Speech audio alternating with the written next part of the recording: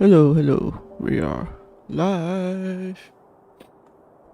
So yeah, hi guys. This is Tasso. Tasso here. We're back on another Sunday, and and today we are going to finish Penthos. Yes. So if you've tuned in last week, you've sort of seen what the game's about. Is there's some kids living in this town called Walpole, which has a string of concerning things happening, and now they're trying to figure out the bottom of it after some twists and turns. But I'm pretty sure the bigger twists and turns are going to happen today as we approach the conclusion of the story. So, with that being said, let us start. The plan is set. Yes, the plan is set to sneak into the house. Tonight, they either solve the mystery and find the killer, or they pull the stupidest stunt yet. Agnes prepares at home, waits out the hours. Midnight strikes.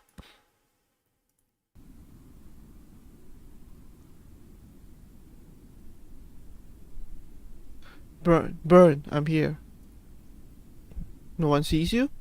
There's not a single light on in the street. I think I'm good. Alright then, we won't know what we are looking for till we see it. Still, don't risk anything. If you feel uneasy, just get out. Alright, here goes. She walks up to the front door, reaching under the tape to try the knob. To her surprise, the door opens. There's something wrong with this lock. Looks like it's been forced open. Force? Huh, let me check.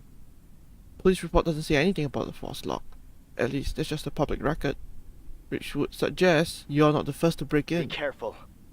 Be careful, Agnes. Yeah. Oh boy.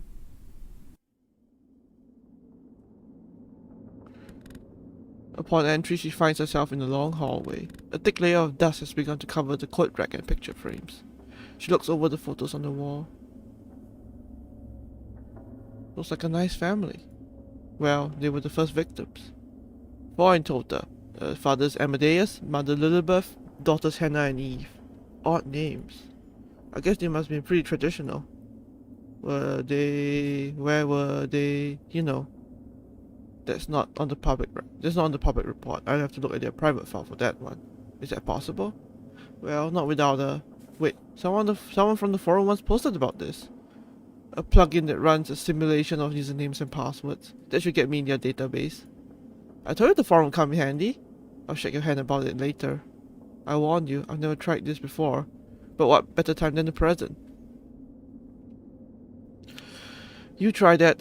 I'll look further. The floor creaks as she walks further into the home. A filthy sink, nothing special here. Was this place always such a dump? I think so. I read how Amadeus fell into something of a depression after that incident. Wow, that's personal. How do you know about that? I read out all the victims, hoping I'd find a pattern. Didn't find much to go on besides neighborhood gossip on social media. This book has some interesting stuff, but you can't believe everything you read online. Now that I hear that come out from your mouth. So, what was the incident? Who knows, maybe it's in his report. Still running the plugin, by the way. Alright, I'll check upstairs. She makes her way up the steps, past another row of family photos. Happier times, smiling joyfully, Amadeus with a fish she caught, the daughters at camp. Photos of the Geoffs with another family at some outing. 2 fathers, their 3 children.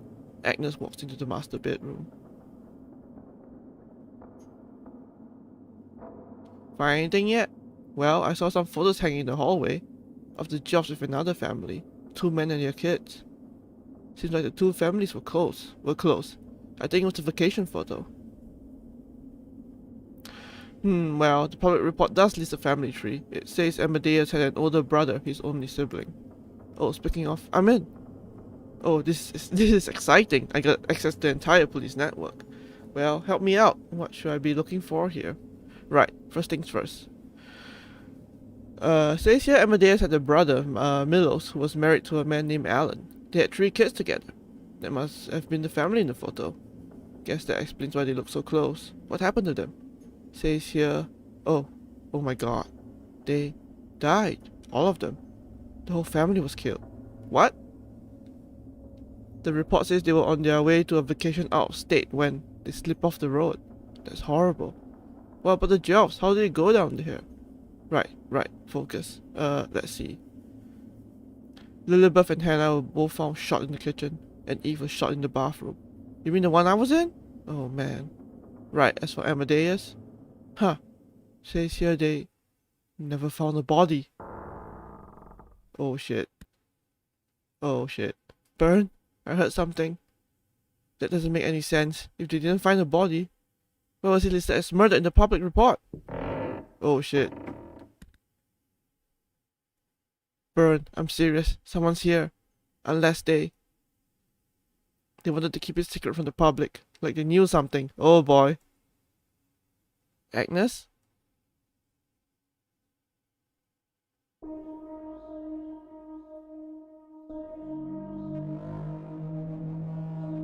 Oh crap.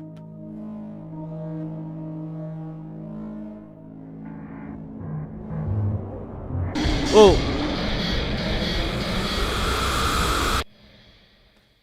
Oh boy. Penthos. Wait, is this like the end? Did I actually... end of Act 1. Oh, okay. Oh, just right near the end of Act 1, I see. In the light, I had worked so long to fill the vacancy. Now in darkness, I began to lose myself. After it happened, I was alone, once again. I let the days go by. Time didn't matter anymore. Eventually it'd be over. But I look out the window and see them. Families. Lovers. I couldn't bear it. I felt like a fool. In the depths of my despair and their happiness mocked me. And all the while, imbued inside me, that anger, unbridled rage, unchained fury. I felt so angry, so hurt. Left to my devices by the world, alone in the crowd, every crowd. Everything I gained, lost. Everything I built was never mine to begin with. I gazed in the mirror, and I was different. It was like this rage had turned me inside out, and now there was nothing left but the beast. I remember my thoughts. God, I hear them echo so vividly. I'm becoming something I'm not. I'm becoming something I'm not. Hello? Oh. Where am I? The man. Burn. I have to. As her heart beats in her chest, she stops to realize her surroundings. Her hand moves under the covers of the bed and her head sways left to right. White walls, an unfamiliar ceiling. A bed? I'm in a hospital room? How did I... Oh man, my head is aching. Sweet Pea? Dad? Oh, Sweet Pea, you're okay. We were so worried about you. Mom, Dad, well, I feel fine anyway. What happened? You really don't remember? I don't. Last I remember is being at Burns' house and then... Wait, I think I remember it was Geoff. That cretin! Amadeus Geoff, that cretin. If I got my hands on him... Calm down, honey. Don't scare Agnes, she's just woken up. Your friends are waiting. Outside. Do you think you're ready to see them? My friends? They've been sleeping here as long as we have. Great group of kids. I'll send them in here, Sweet Pea. I'm sure they'll be a sight for sore eyes, huh? Right. Thanks, Mom. Thanks, Dad. Mom bends down to peck a thorough wet kiss on Agnes's cheek. While she wipes off the lipstick, her parents leave the room, so she can hear them talking in the hall. Geoff, was that the man who... I remember it now. How long have I been out? Agnes! The group pours in, accompanied by various joyous shouts and cries. As they pile onto Agnes, each trying their damnedest to give her the best hug that the human body will allow. Hey, don't crush me! I almost thought you were gone, buddy! I'm so glad you're okay, dear. Hey, Agnes, I'm glad you're okay. It's good to see you guys. I thought You scared the shit out of us! with that stunt. Let her finish. Axel. Jesus, what are you? Her press secretary? Enough, both of you. Oh dear, what a stressful weekend. You have to excuse the crow's feet. You look fine, Yubi. Oh dear, kind as always. Agnes, we should talk about what happened. I'm sorry I got you into this. It's fine, I made my own choices. Besides, I'm not dead, right? True, you're one of the lucky ones. Huh. Only thing I really mind is, what the hell happened while I was out? Well, the police. They caught the fucker! They killed those families, that's what happened. I don't know if the plan was to play bait, but hey, it worked. After they shot that freak, they matched his prints to the other crime scenes. It was him the whole time. Shot? I called the cops after your phone cut out. When the cops arrived, they shot Geoff. And thus ends the reign of Jeff the Killer. Good stuff, man. Jeff the Killer? What kind of stupid name is that? A fun nickname the papers have been pushing. Right. Fun. Wait. How does that work? I thought he was one of the victims. Well, he was the only one of the victims who gone missing. But they ruled him out because their record of his prints didn't match the print on the crime scenes. Apparently the fresh prints they got off his body did match, however. That sounds odd. Fingerprints don't just change like that. Do you really believe their story? Well, It doesn't matter. well, I think it's over. Then, thank fuck, huh? This bullshit's Penthos about damn time. Hallelujah! Things can finally go back to normal. say fuck more. I don't think we heard you. Agnes turns her eyes to Goro, hiding behind the rest. Those remarks. Quiet, but vindictive.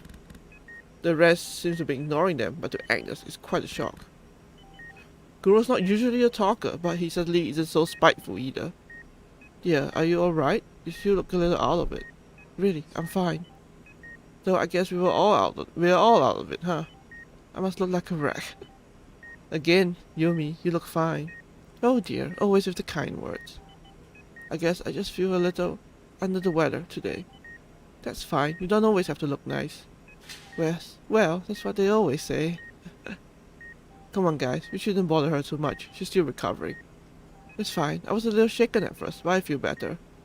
It's just good to see you guys, thanks for coming. Anytime, dear. I have a splendid idea. Why don't we have our pizza night early this week? I'm sure it would do us good to spend some time together, recover from this crazy week, That sounds pretty nice. Lord knows I'm starving. Why don't I get you something to eat? There's a cafeteria here. Do you have decent food? Yeah, sounds good. Wait, since when do you trust hospital food? I thought it had GMOs and fluoride or whatever. Yeah, well, I'm kind of done with all that stuff. It's all just paranoia. Sometimes life is just as it seems, I guess. Nothing more. He gives a solemn nod before leaving the room. Okay, what in the... I don't know if I woke up in a dream, but something's off. Burn, Yumi, Guro, even Axel's jumpier than usual. I guess this is what friend almost murdered adrenaline does to you. Almost murdered. I didn't even think of that.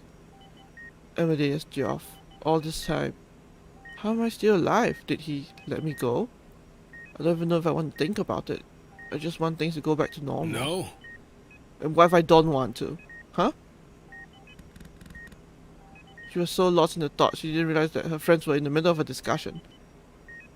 We've done this for years and we've been to your house like twice.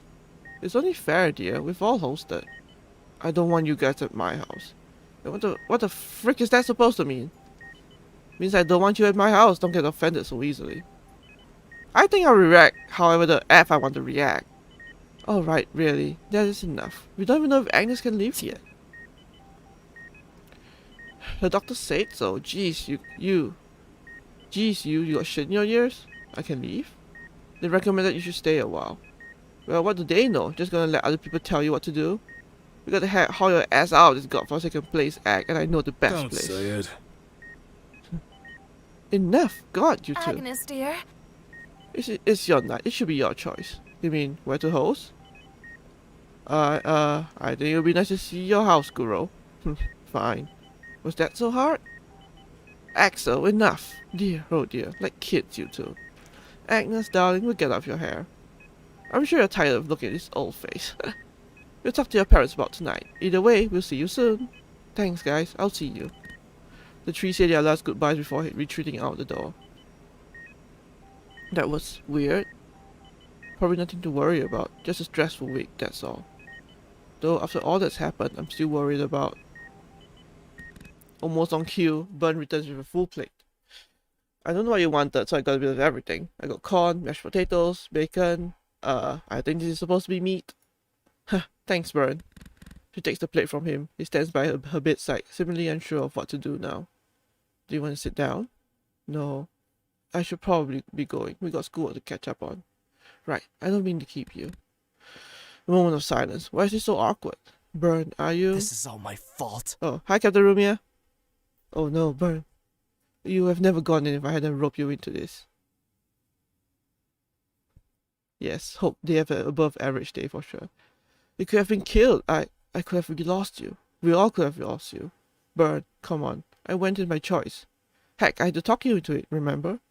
Really, worrying about this isn't going to do you any good. Yeah, I know, and yet... Man.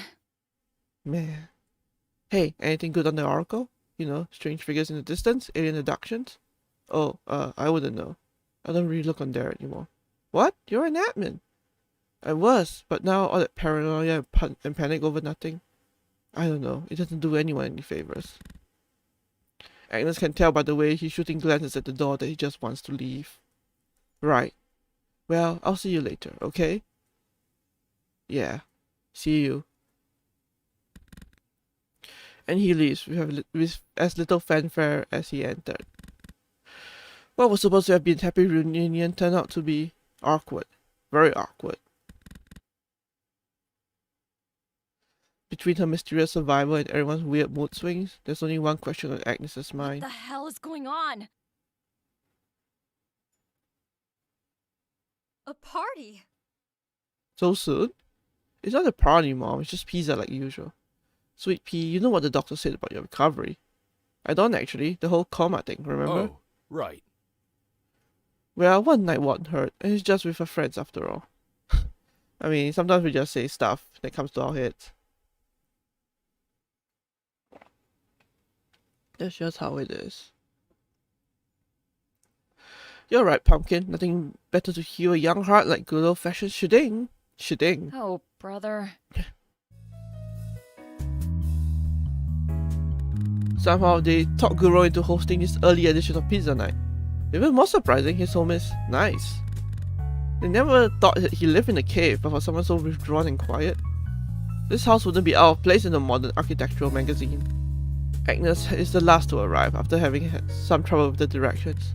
After all, this is her first time here. Sorry, I hope I'm not too late. You're fine, come in. I've been okay. Yes, you know, going through the days, like everyone else.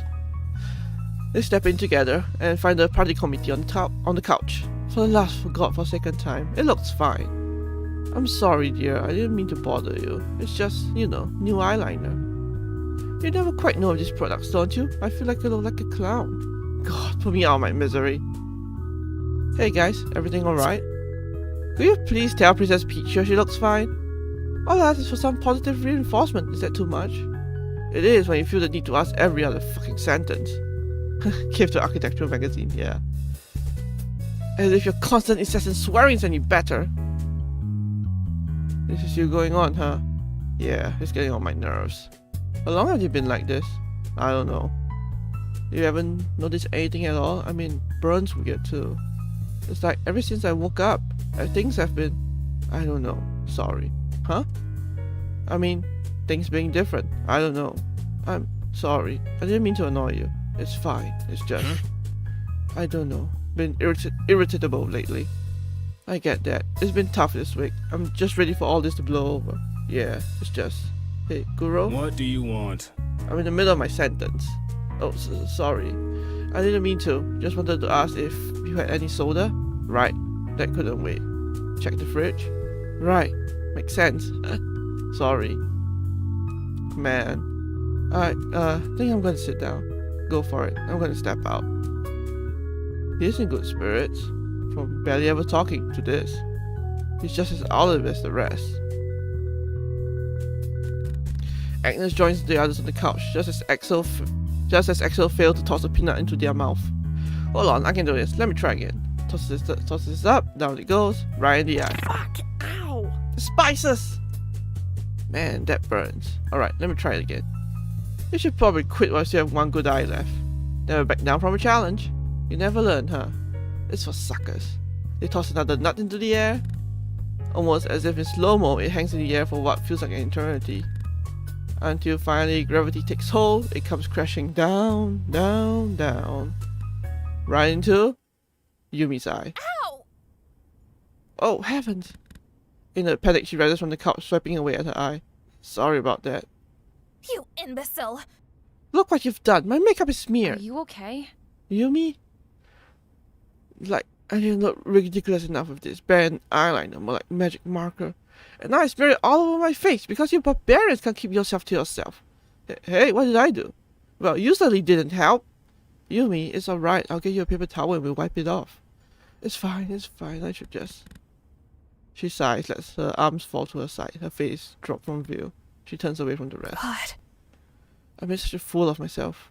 I think I really left the house like this. Oh my fucking god. This again. You've got to be. Axel, shut up, please. Just this once.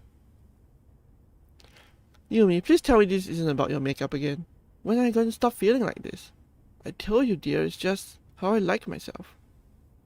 If I don't do my makeup properly, wear my best outfit, stand out, well, what's the point? What does that even mean? You're our friend. Do you really feel like you have to prove yourself day after day? Not to you, but... I'm going to go. I don't think I can do this.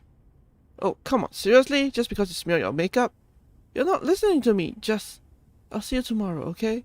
Sorry, good night. She grabs her coat and without looking back turns to the door and walks out. The rest of the gang is left in stunned silence. Except for one, of course. What a baby.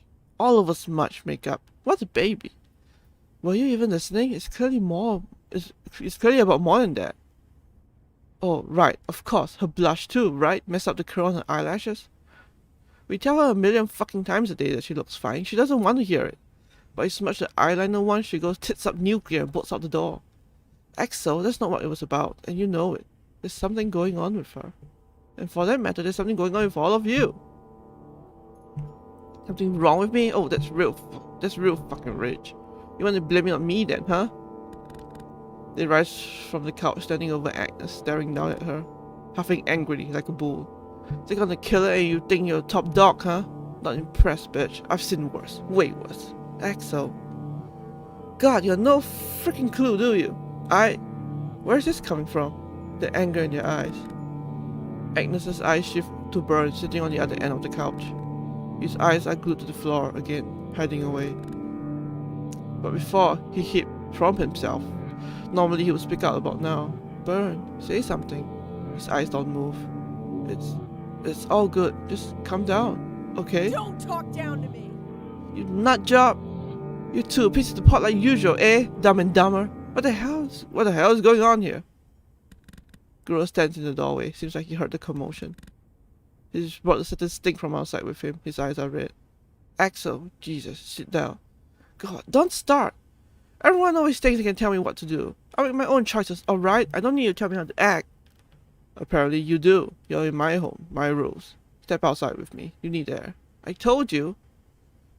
Yeah, well, I'm telling you what to do. Come with me. I'll take the front door. You gotta get out. Axel's fuming, but they can still take a track.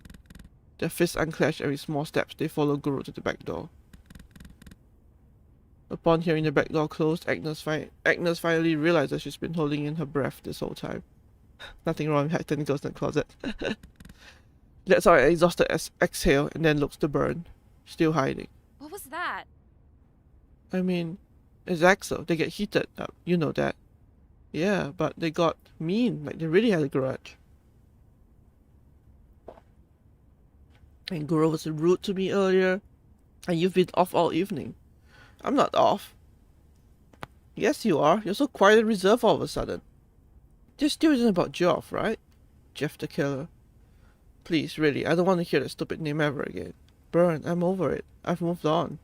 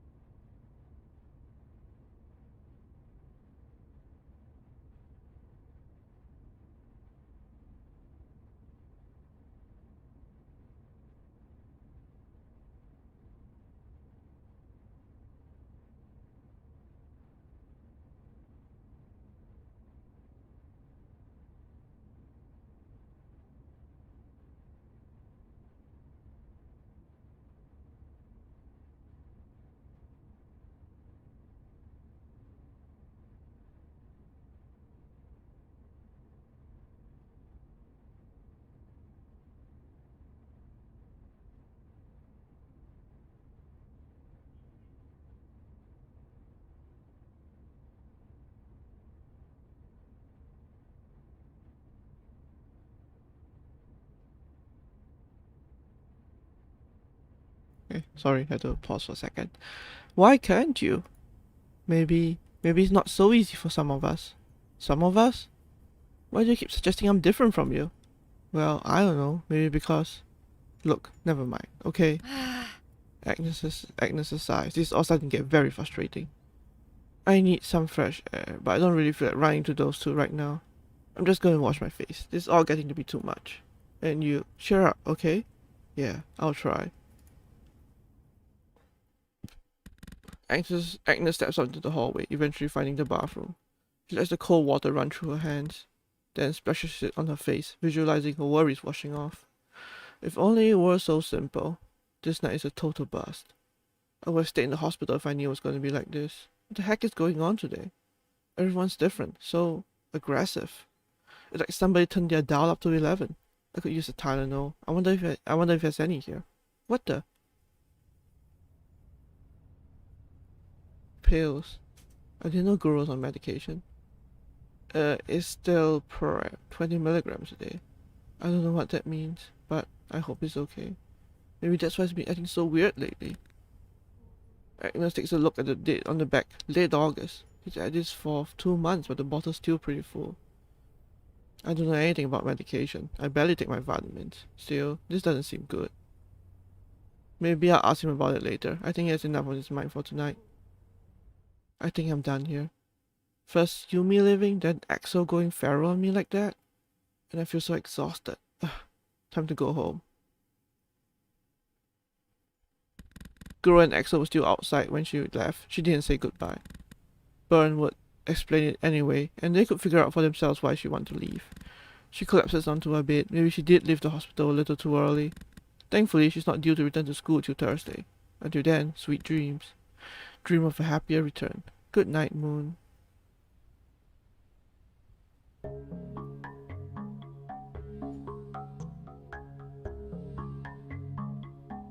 Open RP. Hello, it's me, Kenneth. Last time something go wrong, I think. Cause I got banned. Why? You didn't like my story? Some people have no taste. Anyway. You hear about Jeff? The killer? Jeff. Dead.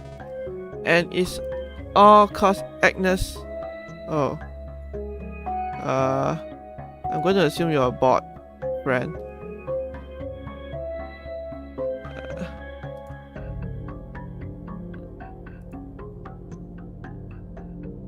Thank you for popping in, but also goodbye.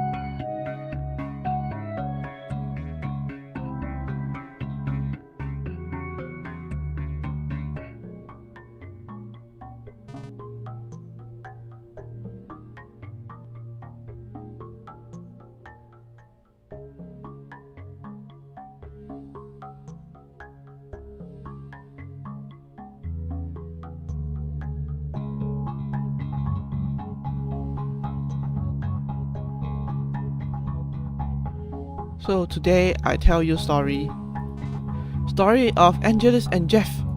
Okay? So like, first everyone get murdered. Murder is when you are died. So Angela say, no. Angela go to Jeff's house and say, Jeff, why you kill? Jeff, the killer say, because I am an evil boy. Clearly that's not okay. So Angela defeat him. The name keeps changing. Nice from Kenneth. Now you might ask, how? Moral of story, power of love, heart. Story very very good. Yeah? Cause it's based on real. I think this one will do very very good. Win award. I assume that's what it means. Award away like true story. That's called a bio. Okay, bye now. New story coming soon. Promise. God damn it, Kenneth. Played shower game. Okay, so hold on. Must type quick. Why? Long sorry. But played game. Shower. Shower? Shower game. Oh, okay, right. What's that?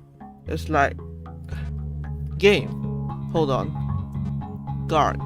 Guard? Dude, what's going on over there? Nothing. Just long story. Anyway, game. Play. Now. Followed. Lady. You follow the lady? No. Lady, follow me. Oh. I mean, that's good, I think. Depending on which way you know. Yes. No. No. Lady, bad. Well, I don't agree with that personally. No, mean this lady bad. Hold on. Guard. Again? Dude, are you in a correctional facility? Not relevant. Yes, it is. What the fuck are you doing? I'm outside. Had to go. Because... Shit. She here. The lady? Dude, you there? Huh. How did you get the phone in prison? What am I paying taxes for? Huh. Weird. Shower game? Yeah, I don't know. Something's wrong with Tibby. My cat Tibby is a real basket case. Does he have microtransactions? Probably. I wouldn't be surprised. He's this big fat orange cat I got at the pound. He's lazy as hell and loves pasta, but lately he's been acting weird. It's like the pasta I bring him is never enough. And physically, he's changing. Fatter, but also longer? Like, something's happening to his limbs. I'm not entirely sure what's going on, and asked the vet about it, but she's not answering my calls. I used to take TB to her house for checkups, but she's not there anymore either. Is it me or is something going on? Or maybe it's all in my head. Could be imagining things. Anyway, I'm going to awake. Hope everyone's alright. Open RP, I step into the home carefully, steps creaking. Watching my surroundings, I proceed further. I watch from a Amadeus the Killer. Oh my god, the username. So tasteless. I feel someone's presence near me. My eyes shift from left to right. Hello? Who's there? I hide behind a corner outside, readying my knife. Suspicious, I ready myself for combat. I grab my silver tomahawk from my belt. Finally, I step out from the shadows. Amy, you've come back for more? I smirk. More like come back to finish the job. I ready my tomahawk and jump forward. Guys, what the hell are you doing? OC, dude, we're role-playing. Then go to a roleplay forum. Do you mind? Do you mind? Man, did we write those rules for nothing? I've been reluctant to do this for a while now. Mostly because I'm not sure if you'll believe me. This weekend, when I came home after work, my house was empty, no one was home. I called out, look around, not a soul. So I go upstairs to look there, and when I look into my parents' bedroom, he was there. A man, or something resembling a man, but completely naked, only skin and bones. He was facing away, but he turned to me and attacked me. He tried to kill me. I barely got away. No one will believe me. I can't find my family anywhere. I think he killed them. And he could still be out there. What if he comes for me? To finish me off? God, those claws. I can't sleep. I can't close my eyes. I'm going insane. I can't live like this. I can't live like this. I can't live like this. I can't live like this. Wow, Jeff the Killer ripoff much low. Seriously, write your own stuff. Lame. Well, that's about it. Alright. Well, let's go to sleep, I guess.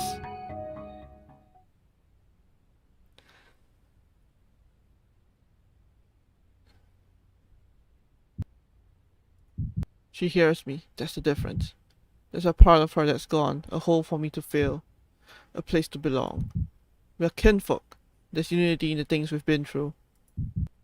And she falls. And she joins me down here. I don't know why. This has never left me. This hurt. I crave so desperately to be rid of it. Truth be told, I don't even know where I am right now. Where I've been all this time. For so long I was... God, I don't even remember. But now... I have to be here, within them, or else I'm nowhere. When I'm in the mine, when they hear my name...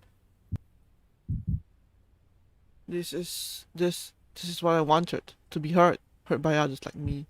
I'm not alone. Not anymore. Isn't that enough? Not alone. Why aren't you listening to me? It's Thursday. After 2 extra days off for recovery, Agnes returns to school. But by the looks of it, things have changed. As the bell rings, only a handful of students impassively saunter from one classroom to the other. No one speaks to another, no one even looks at another. The atmosphere is decidedly dour. Not much of a triumphant return. Where is everybody? Did I miss a lice outbreak or something? Ahoy, Ak! Guess we're the first ones here. Oh, hey, Axel. He still hasn't forgotten about their awkward encounter last Monday.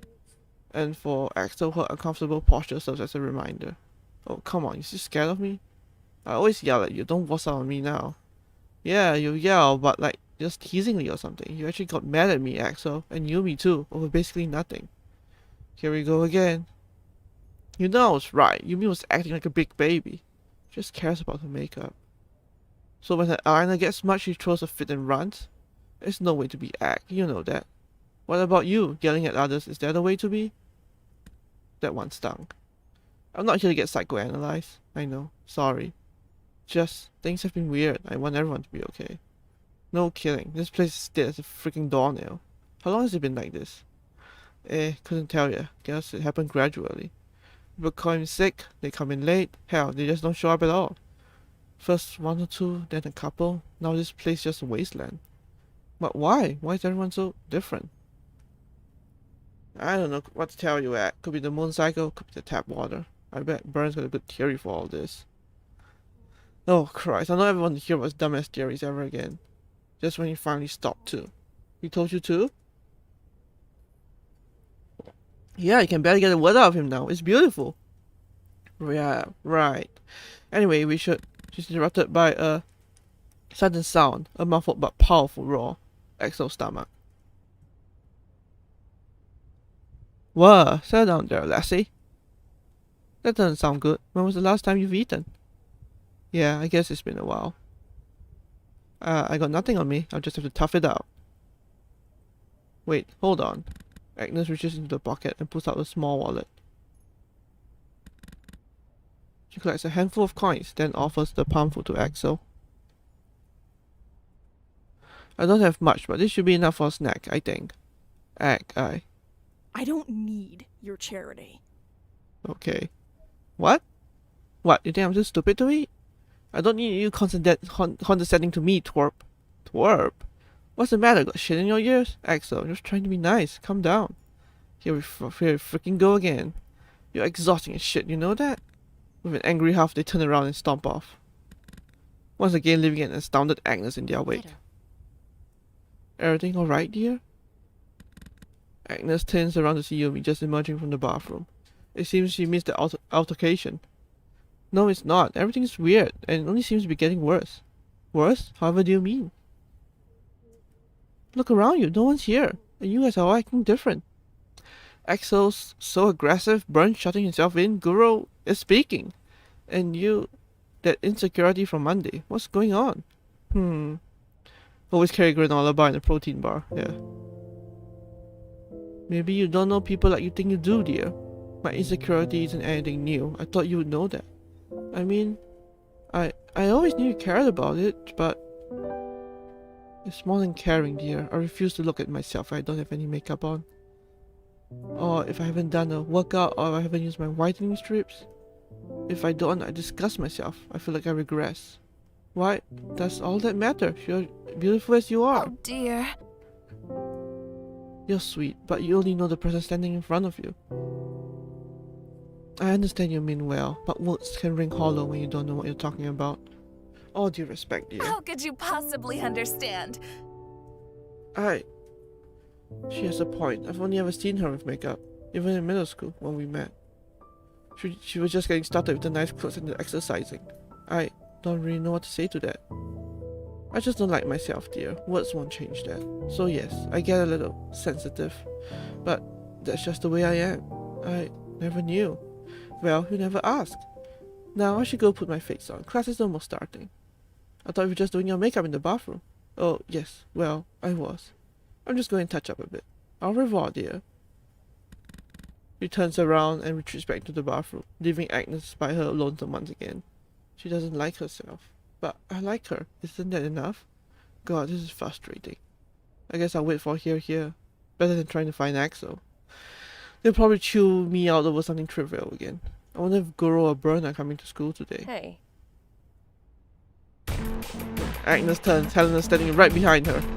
Seems like she's been waiting for a chance to speak up. Another friendly face.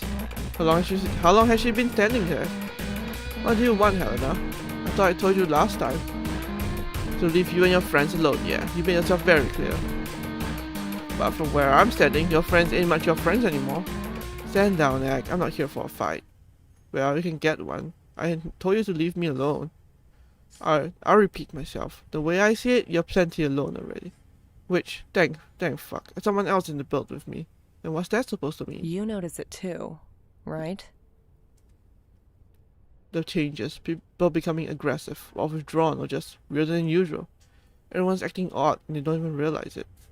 I heard you talking to Axel. I thought it was just me. You saw that? Some guys are getting louder, others are becoming more reserved. It's like they're heightened. Right, like their regular shit is getting stronger. They're definitely changing, and all for the worse. Agnes thinks for a moment. After their last encounter, she wasn't too happy to see Helena again. But so far, she's the only one who still seems the same as before. And considering how the others are acting, even a fair weather friend would be appreciated right now. Alright, so it's real. We're not crazy. We are not, no. But so far, you're the only one I found who's still regular. Which leads me to the obvious question. What the hell is going on? Beats me. Everything's been weird ever since I woke up in the hospital. Right.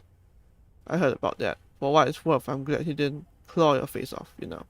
Thanks. I'll stick that one in my pocket. Hey, come on. This mushy stuff isn't my thing. I'm trying here. Yeah, when it suits you. I've got a favor to ask. My turn to ask for a favor this time. I know we fought, okay? But can we just drop it till we figure this out? Enemy of my enemy, or whatever they say. Fine, but when this is over, so are we. Back to the point. You said things have been weird ever since you woke up, right? Do you think Geoff had anything to do with it? God, I don't even know. None of this stuff makes any sense to me anymore. I don't know his deal outside seeing some photos and hearing stories about his dead brother, but when he tagged me, he looked like he wasn't even human. He was paler than pale, and his mouth was completely deformed. It was really freaky. Apparently, even his fingerprints changed. Like, how does that even happen? He changed? Huh, interesting. Shame they shot the guy to pieces. Yeah, real shame. Everyone's the most influential person in their own life, or one of the most. So you think they're fine, beautiful, whatever, their approval of themselves is still the more important. Yeah. I mean, you can definitely like try to say things to try and like encourage them, but in the end it's really like down to themselves. But that's hard, right? I mean, just doing it yourself is really hard, so that's like, yeah, I mean, it's still important to have the encouragement of people around you. So the lead suspect Smush. Got any other theories? There has to be something causing it. I just don't know what. I was hoping the Oracle to help, but they seem to be changing on there as well. What about Byrne? Does he have any ideas? He's completely out of it. I don't think he's even coming to school today. He said he's done with conspiracies. Huh. So he's different too. Should have figured. No kidding. You can barely get a peep out of him. Well. Byrne keeping to himself. Imagine that. Though now that you mention it, that reminds me. I saw him at the cemetery 2 days ago. I think he was there for his sister. Why would he go there? Well, to visit. When you lose someone, you visit their grave. That's what mourning people do. I know, but didn't it happen a few years ago? Sure, but loss doesn't just go away like that. I guess I wouldn't know. Me neither. The only thing I've ever buried was a pet goldfish. Well, buried flush. They share a small but much needed chuckle. Who knew they have something in common? Look, try and pay Byrne a visit. He must know something. I'll give it a try. Meanwhile, be on the lookout. This only seems to get worse, so who knows what will happen next. You're right. I'll go to Burns right now and ask him about it. And Miss Class? Well, I won't be the only one. True. Watch yourself, Agnes. We'll keep in touch, okay? You got it. She wastes no time turning heel and heading out. The last thing she wanted has happened. A new case has opened himself. As Agnes hurries down the street, her mind starts wanders to other things. With everything that's been going on, she hasn't had any time to consider her own case. And Amadeus Geoff, this all started happening after their encounter. But things weren't exactly normal before then either. All those people killed. Why? There has to be a motive behind it. Maybe Byrne knows, but what about Miss Flores? I couldn't. She got so heated last time with Byrne. Then again, Byrne. Maybe I could get through to her. This investigation isn't over yet. There's still a piece of the puzzle missing. and Burn might be out. But I'll find it. I have to.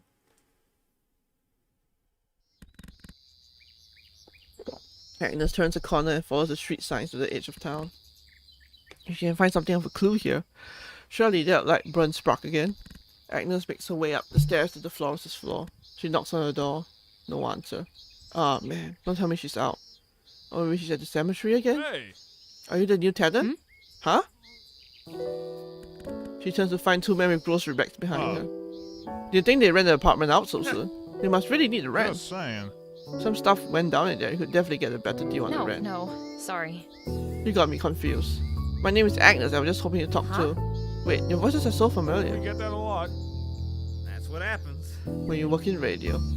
But I think you're about to say something else. Oh, they are the radio DJs. I think they start with an F? Holoco? Yeah. Yeah. Yes, sir. Flores. Vera Flores. I was just hoping to talk to her. Right, must be another reporter then. No, it's not like that. I'm worried about her. I was here a couple of days ago when she had her meltdown. You were? Oh yeah. The yelling. Couldn't bear it. We just stayed inside. You're her neighbors? Yep. Yep, left at the end of the hall there. I'm Makut. This is my husband, Mahari. Always nice to meet a fan. If you're looking for Flores, I'm afraid you're a bit late.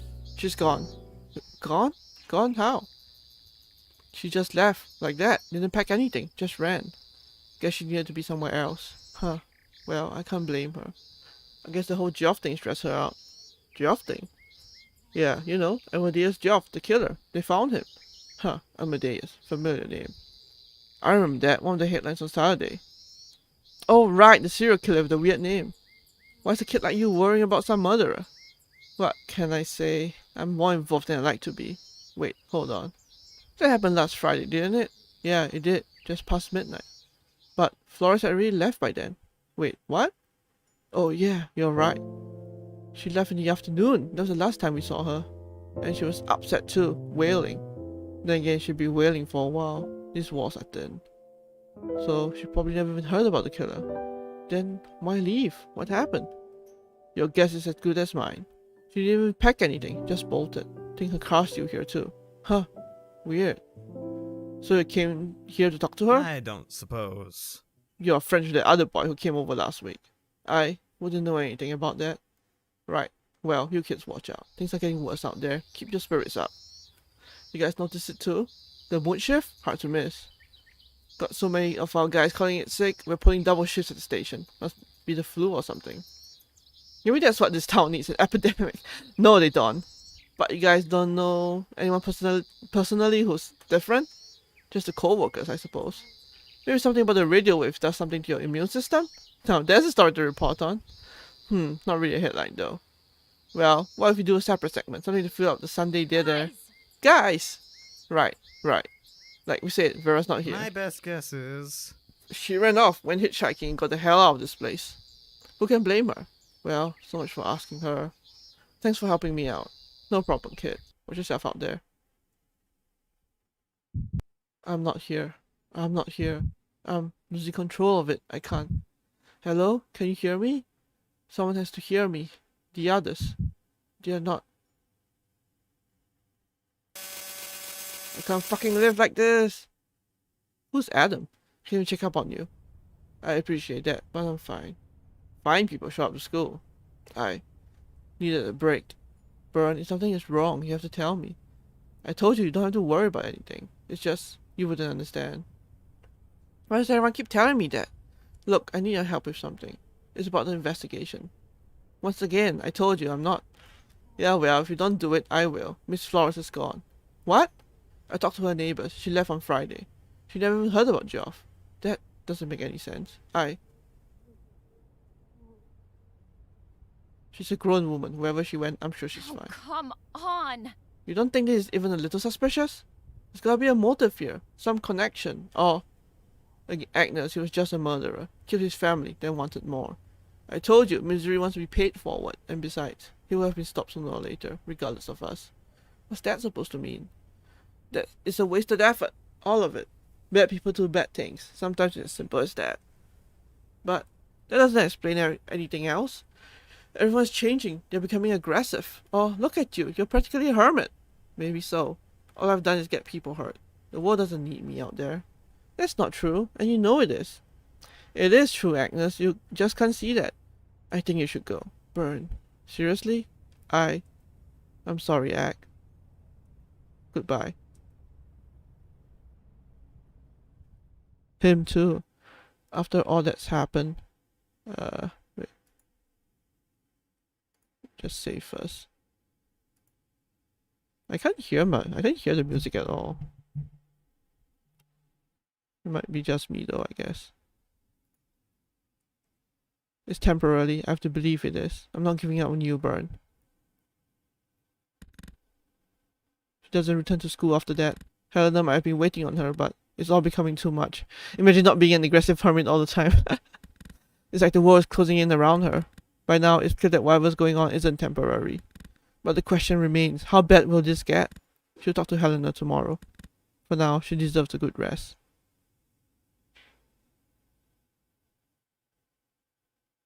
Yeah, I guess there's really no music.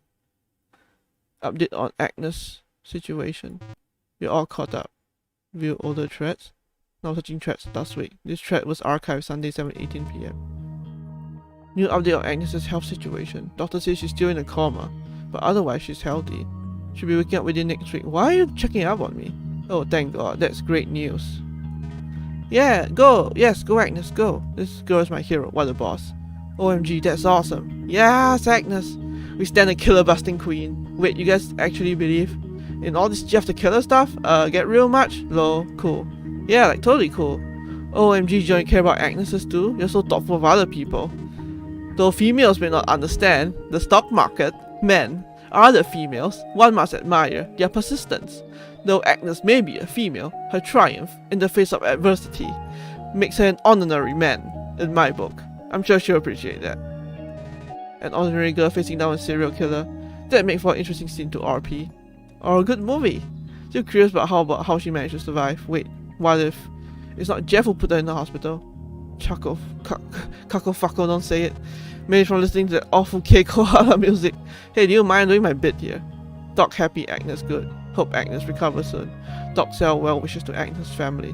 What miraculous news in such a cold, cold world, where such an awful man could hurt an innocent girl. Hello! It's me, Kenneth. Why everybody go? No more pots. It's okay. I'll make a pot. Today I tell you story of my father. Honorary manhood, Agnes, yeah, right.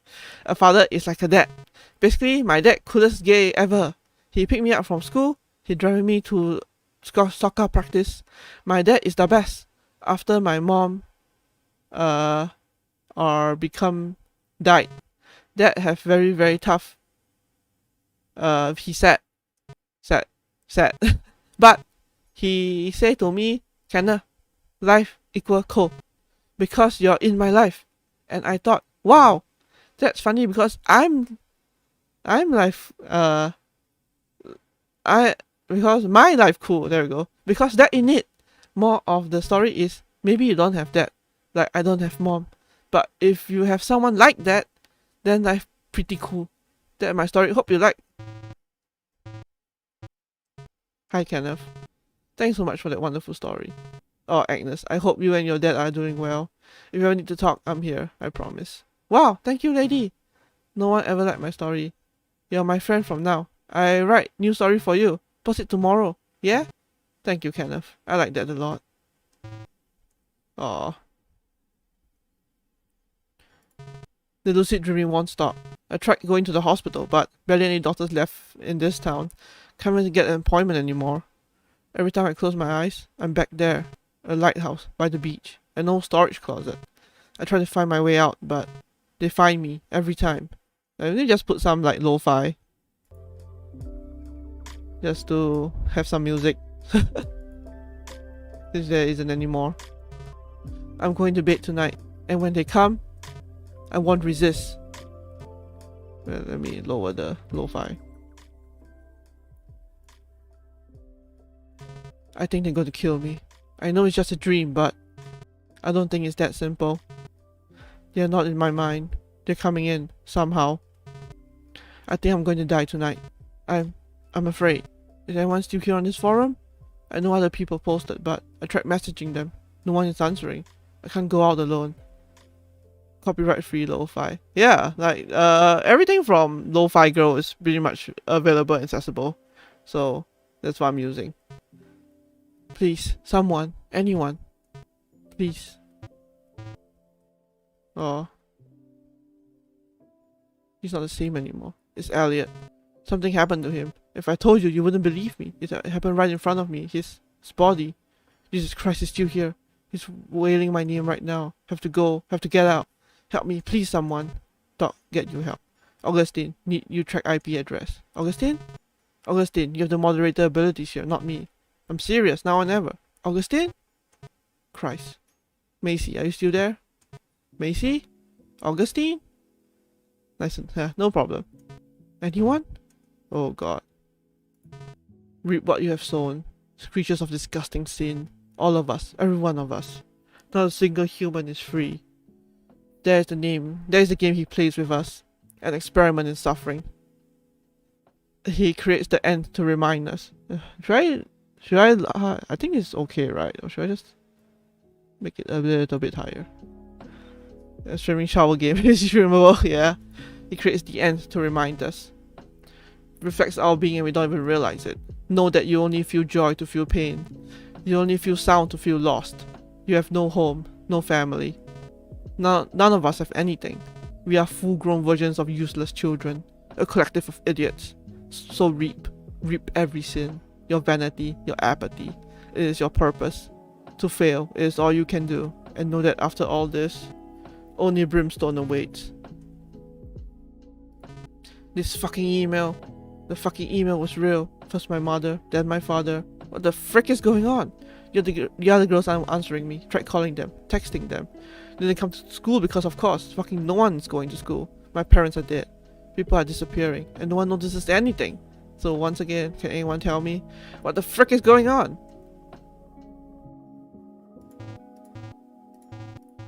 Okay, this is... Oh, the music came back.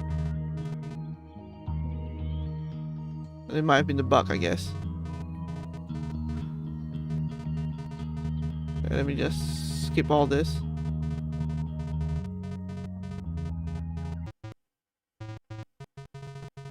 Oh, then the music stopped.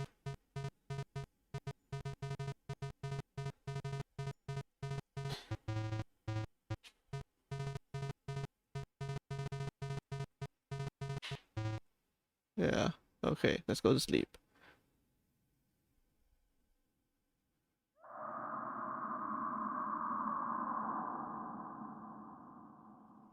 What was that?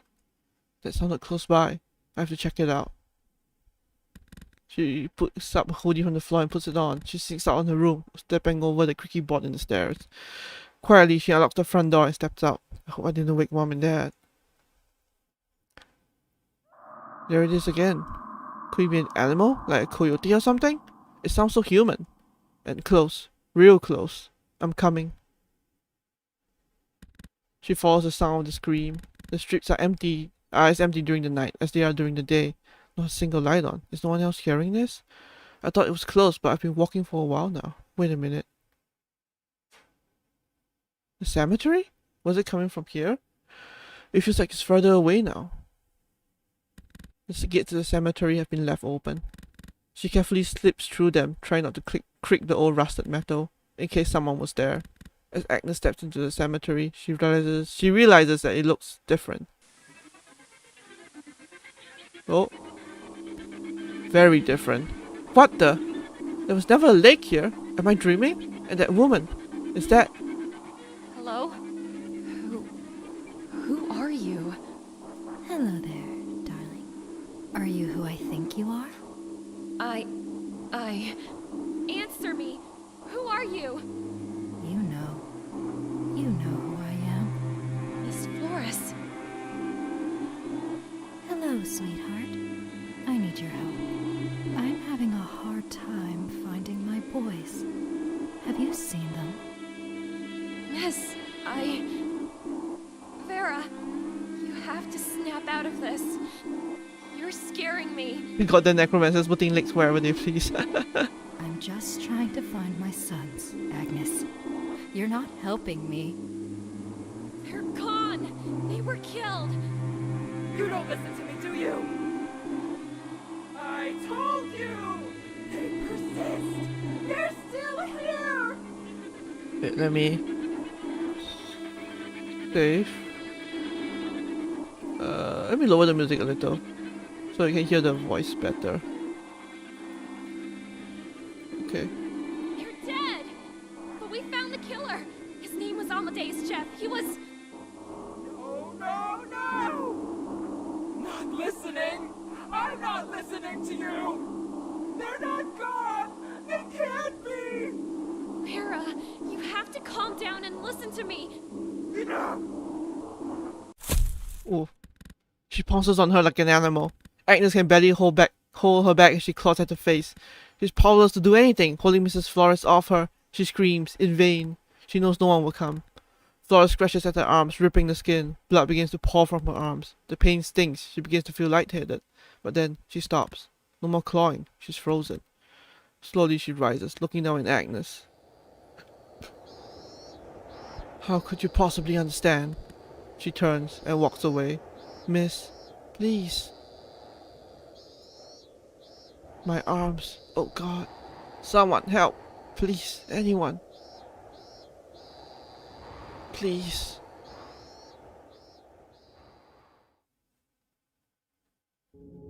Oh. Every story is...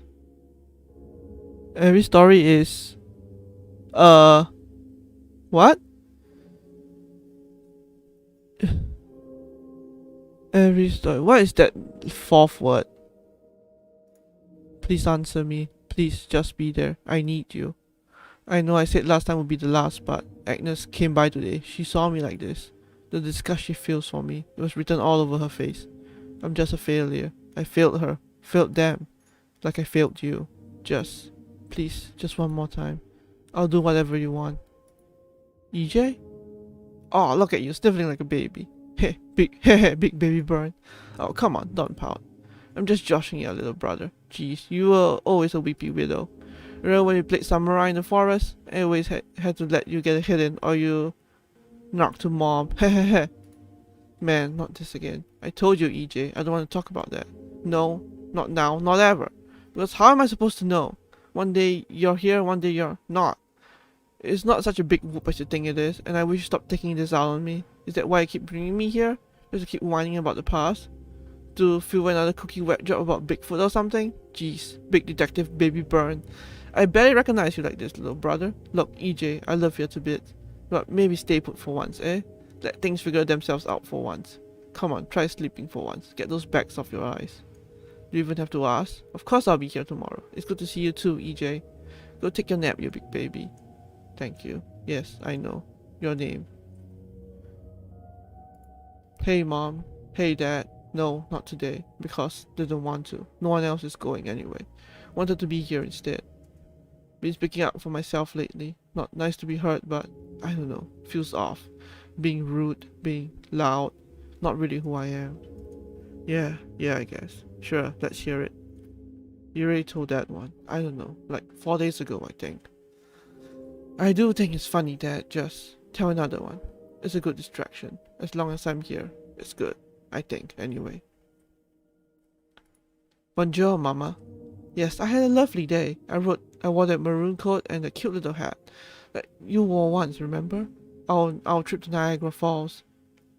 That hat made you look like a sailor. Only when you wore it, it was flattering. It felt like a tent on me. I looked like a clown. No one said anything, but I know what you're thinking. Thank you, Mama. I needed that. It's just... It used to be so easy. Being seen, being known. But lately, it's like I have to put in more and more effort. Just to feel even slightly like how I used to feel. Am I getting worse?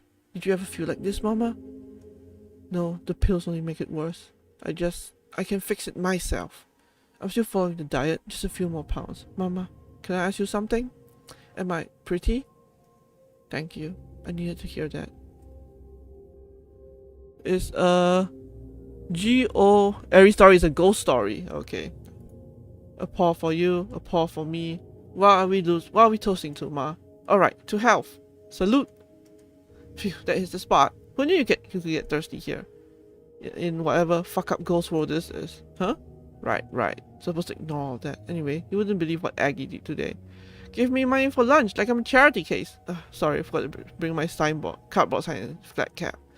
Exactly, she can be such a condescending bitch sometimes. And you, me, meanwhile, am I pretty? Am I skinny? Blah blah blah. And Guru, loudmouth prick. Never thought I'd say that. Sorry, everyone's getting on my nerves. Eh? I know. Never apologize. I haven't forgotten what you taught me, Ma. Come on, enough stress, huh? Have enough of that already. Pour me another one. Wait, no, that's the...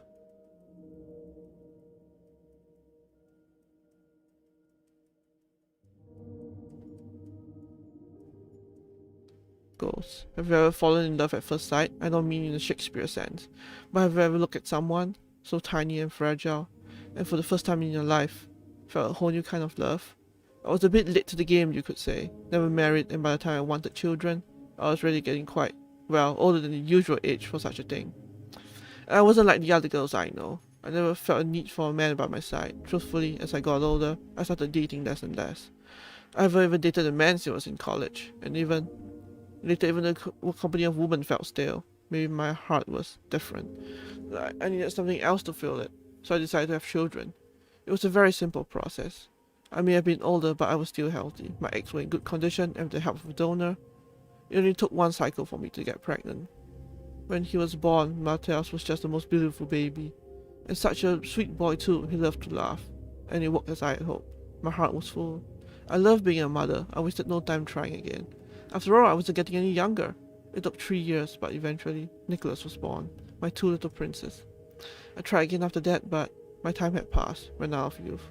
But that's okay. It taught me to appreciate what I had. Before, I felt like living was a struggle. I never had the nicest professions or aspired too much.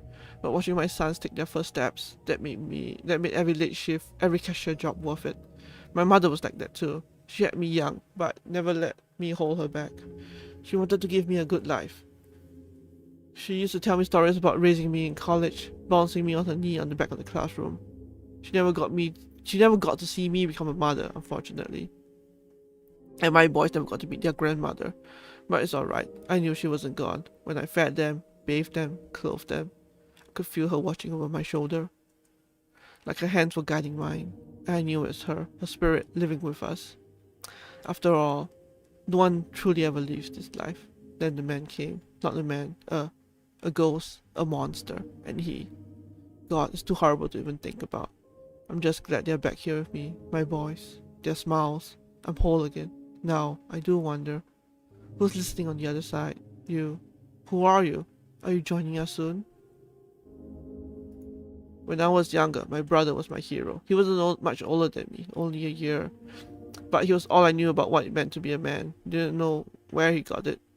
Dad was a mean fuck. When we got home from school, he'd be there. He'd be waiting all afternoon. He would always find some excuse. Bad report card, didn't wipe our feet. That's all he needed, and he let loose. He loved the hammer. That was his favorite. Flat on the front, sharp in the back. Backhand, forehand, backhand. We bruised and bleed. That's how he liked it. You know what the worst part was? He never drank, not a drop. He just did it for fun. That's my guess anyway. He didn't talk to us. I think that's why he had us, to be toys. My brother, he stood up for me. He knew he couldn't take my dad on, so he just took the hits instead. Dad used to hit us on the back, on our thighs, wherever clothes would hide the bruises. Always made us wear long sleeves, long jeans, and no one would know a thing. I always wondered what made my brother special.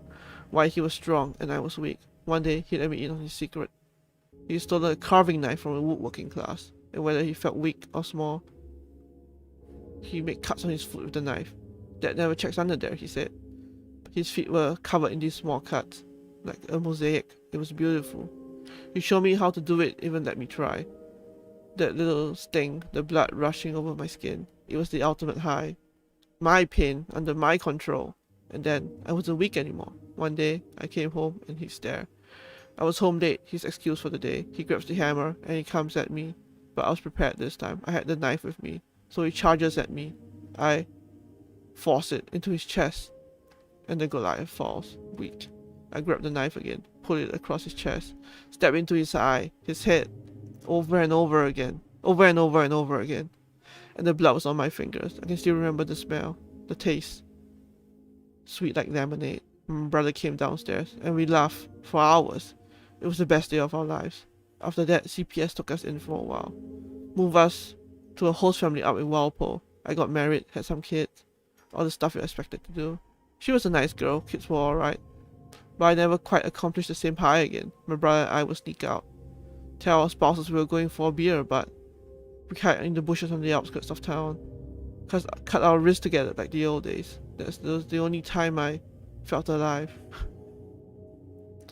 I miss him so much. If only he knew how to watch the road, idiot. Then our mutual friend came along. That lovely voice with the lovely gift. Well, lovely. He messed my face up a bit. Then again, I've seen what she's done to the others. I got off pretty clean, I argue. It was nice meeting you, girlie. Be careful, or we'll see each other again soon. Ooh boy. Wake up. Well, that was enlightening. Where am I? The cemetery? It's like he's gone. Was it all a dream? But my arms. Her sleeves have been torn open. Her skin is bruised, covered in cuts. Her wounds are fresh, but they've healed somewhat. The blood on her arms has dried, but still stains her clothes. It wasn't a dream. She was here. Miss Flores. Something happened to her. She seemed human, yet she was different. Just like Geoff. I have to warn someone. Bern, Helena, maybe those neighbors. Calm down, Agnes. Think. The sun is up. What time is it? School. They must be at school. I have to get out of here. Faster than ever before, she sprinted to school. She ran as hard as her feet would allow, practically jumping around every corner, all the while ignoring the stinging pain in her arms. The streets are still empty, not another living being in sight. By the time she approaches the school building, the pain has subsided. Adrenaline has taken over now. From the outside, you think the school was abandoned. Usually there'd be cars dropping off or picking up. Other people lounging around the stairs, teachers taking a smoke break. Now, no one. Nevertheless, Agnes runs inside. God, just get over it. It was a normal question. A question I had to answer a million fucking times now. As she had hoped, they were there. And as she feared, they were bad as ever. She just asked if she looked alright. And I'll answer, and she'll ask again and again. You shouldn't feed into her bullshit. Bullshit? Calling it like I see it. I mean, you're so fucking obvious. Just need a little attention, right? Mommy and Daddy didn't praise you enough, now you need us to do it constantly. That's not... You got no right to say that. You know her parents aren't around. Yeah, guess you two got that in common, huh? What did you just say to me? Oh, come on, I've seen your parents. You're the splitting image. You have your mom's nothing and your dad's fuck all. I don't use your adoption papers to figure it out, you moron. Axel, enough. This is below the belt. You're just trying to be hurtful now. You catch on quick, Duchess. Toughen up. It's not me trying to hurt you. It's the world. I assure you, it's you. But that's how you see it, hmm? The world tries to hurt you? Is that where this tough exterior comes from? Watch yourself. Well, dear, you figured us out. I'm returning the favor. And we're figuring out the obvious here. Why do you live with your aunt, Axel? A moment of silence. Axel steps forward, shaking their head. Ha. Such thin fucking eyes you're on. Make no mistake, Mary Antoinette. I can skin you alive. Sure, because you're so tough. I should know. You won't stop telling us. The drinking, the cursing. Bravo. It's a wonderful performance. Fuck you. You don't know me. And you know me? Both of you. Enough. Now, fuck that. The time for enough has passed. You want to get real? Let's get really real. Because the way I look at it, I'm standing in front of two clowns so pathetic, their parents wanted nothing to do with them. Girl, you have no memory of telling me, do you? Fuck you, I didn't tell you anything. Oh, that's rich. 2 years ago, you told me you wanted to drown it out. Finish a whole bottle of whiskey by yourself, top it off with a joint, then another one. You're crying in my arms like a little bitch. You told me that sometimes you think it wasn't an accident, that maybe it was a split-second decision to swerve off the road. Or maybe it was all planned out days, weeks in advance. They wanted out. Because you weren't enough. Yeah, there we go. I want you not to. Wham! Guru lunges forward, a strong left punch straight into Axel's mouth. The force of it launches them to the floor. You shut your fucking mouth! You're dead! Enough! God, not you again. Shut up, just shut up! You come with me, I have enough of this. Yumi, watch Guru, please. I don't need a baby sister. Yes, you do. Axel, with me, now. And what have I done? I don't give a shit what you want. Look at me! She throws her sleeves up, offering everyone a sight of the large scars on her arms. The shocking sight helps calm them down somewhat. Agnes, what happened? Flores, she attacked me, that's what happened. What? But she's been missing for a week now. Yeah, well, she was in the cemetery last night. She was wailing, screaming. When I found her, she was by the lake. Lake? Yeah, we don't have a lake. Well, then we did. She pounced on me like a jaguar. She clawed my arms open. I thought she was going to kill me, but she let me go. I don't know why. None of that makes any sense. We didn't hear any screaming, and there's no lake anywhere in this town. Sure you weren't dreaming? What, you think I cut myself open? Would help you, wouldn't it? Especially little Agnes. Nothing bad happens to her. Now she wants to play victim. God, what is the matter with you people? Axel, seriously, you need to cool off. Come on. Like a parent and their child, Agnes drags Axel down the hall. Oh, all this stress. I'm starting like a pig. I don't look greasy, do I?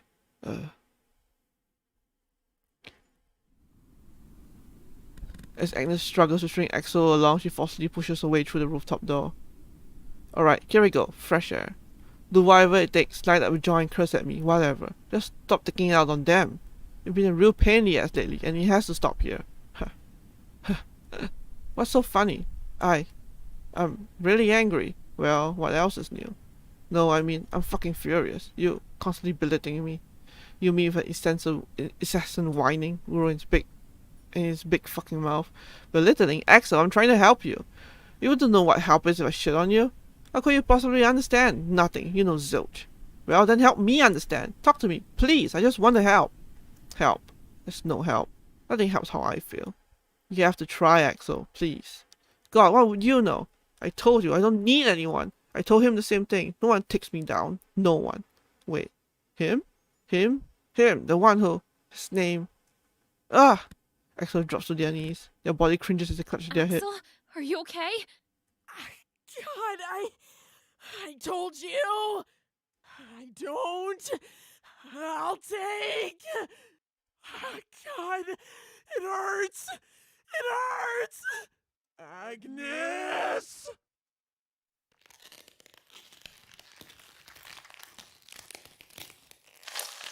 Oh.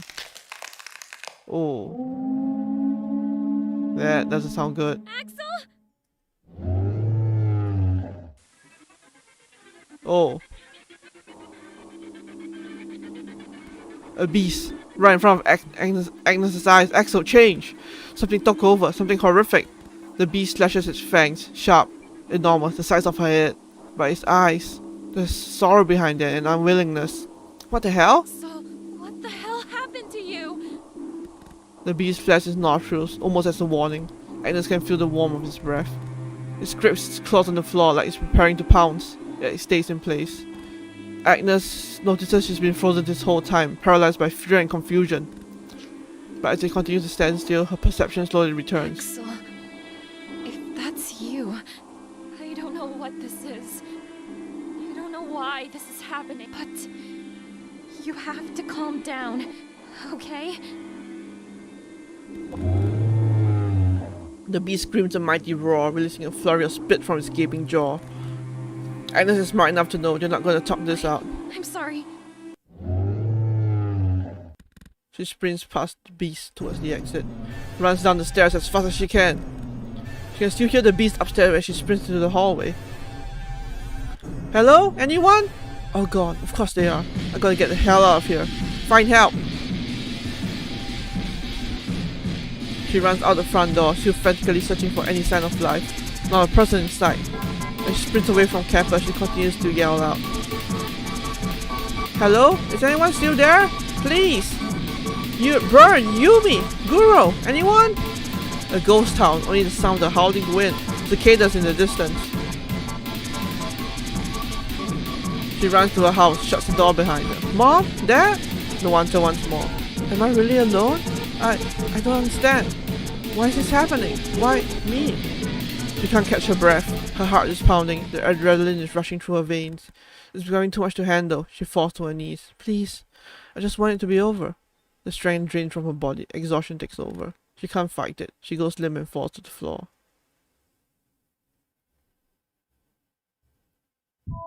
Maggie, it's me. Maybe you're listening. Out there. Somewhere. Wherever you are. Hopefully somewhere beautiful. Maybe someone's listening. Anyone. My beautiful Magdalene. How I long to feel the warmth of your hand in mine again. Do you remember when we first came here? This vast, empty space that stretched on for what seemed like infinity. Full of untapped potential, rich soil and beautiful nature. I still remember the way the sun would drip in through the leaves of the mighty spruces, like I was blanketed in the light of God himself. And with you by my side, our own private heaven. You were the only one who believed in me that I could build something here. Something to carry my name, something to be proud of. If only you could see it now. Oh, Maggie, I'm becoming something I'm not. All over again. And I don't know if I can stop it. It's something within me, something dark that festers. I wish I wasn't like this, that I could be good like you wanted me to be. But being without you, I can't. I can't. Hello? Agnes, are you in there? I'm home. A voice. I'm here. I'm in here. Get out of here. We gotta leave this town before all hell breaks loose. Those 2 days, Agnes reassembles her strength and rises to her feet. She pushes the front door open and carefully steps outside. Oh, Jesus, there you are. I thought you were a goner. And I could see a normal face. No kidding. I've been half through the town. The only normals I've been able to find are these two. Oh, this girl. Right? I remember her. See, you're still in one piece, kid. Good to see you guys too. But back up a second. What do you mean normals? Haven't you noticed everyone's turned? Those changes we noticed in everyone, it was all leading up to this. Like you said, they were heightened. This is their apex or something. They've turned into full-on monsters. We gotta get out of here. I don't know what's going on, but we're getting the hell out of here. Found these two in the railway station. They didn't even know it. They didn't even know anything was going In on. our defense, We are a little short-staffed. Usually get instant taps on the glass in a situation like this. Always knew we'd go out like this. Getting lost in the music. Okay, slow it down a second. This is kind of a lot. Short version, with everyone turning into monsters. We run. And dally. Turn. Right. I was on the school rooftop with Axel when it started turning into this huge angry beast. Huh. Yeah, that sounds like Axel, alright. And before that, Florence in the graveyard. She was different too, that night. Everything was. And now everything's gone to shit. There's all kinds of scary monsters and super creeps out there. Black and white evil blobs, floating heads with bloody tears. Don't even get me started on the guy with the cleaver and the big tetrahedron on his head. That's... wow. But how? Why? There has to be a reason. Again, who cares? We have to get out before they get us. Get it? Look, I had a feeling you would still be kicking somewhere. Now that we've got you, we gotta bolt, and fast. You're right, but... you didn't see Yumi? Or Burn? Guro? I'll be honest, I didn't get to do much looking. You know, the whole monster part. Right. Girls, are we actually going or not? Can't say I feel very comfortable waiting around here. Settle down. All right. Act now or ever. Are you coming with us? She thinks for a moment. She tries to visualize the picture they're painting for her. A town overrun with creatures. Like Geoff, like Flores, and Axel. And they've been of a mess. Her friends. I'm sorry, but I have to look for the others. If you say what you could say is true, they could still be out there. I can't take that chance. You're serious. Our horror story didn't sell enough for you? They're gonna tear you to pieces out there. I know it's crazy, but they do the same for me. I have to find them. Well, very honorable of you. I'm afraid we can't say the same. Come on guys, let's go. alright guys, hold on. Look, kid, we can't go with you. But if you're really dead set on this, tell you what, we'll wait on the edge of town for you. If you find your friends, you bring them to us. We'll leave together. But if things get crazier than they already are, we gotta bounce. Fine, I can agree to that. Helena grimaces. Girl, do you agree? I have a name. Fine. Hell, fine, we can wait. Watch yourself out there. But we're serious, kid. Watch yourself out there. Thanks, guys. I appreciate that. Sincerely. Yeah, well, don't get yourself killed, alright? I don't plan on it. Come on, go get your friends. And if you see Burn, Tell him I'm sorry. I will. You guys should get moving too. And off we go. And hey, Helena, before you go, yeah? Is it just me or do you ever, like, hear a voice? A voice? Yeah, like a male one in your head. There's medication for that, act. We gotta have that talk about that when you come back. Right. Just expected that answer. Wait, let me restart the web captioner. Yeah, it's not. It was not. Let me pause.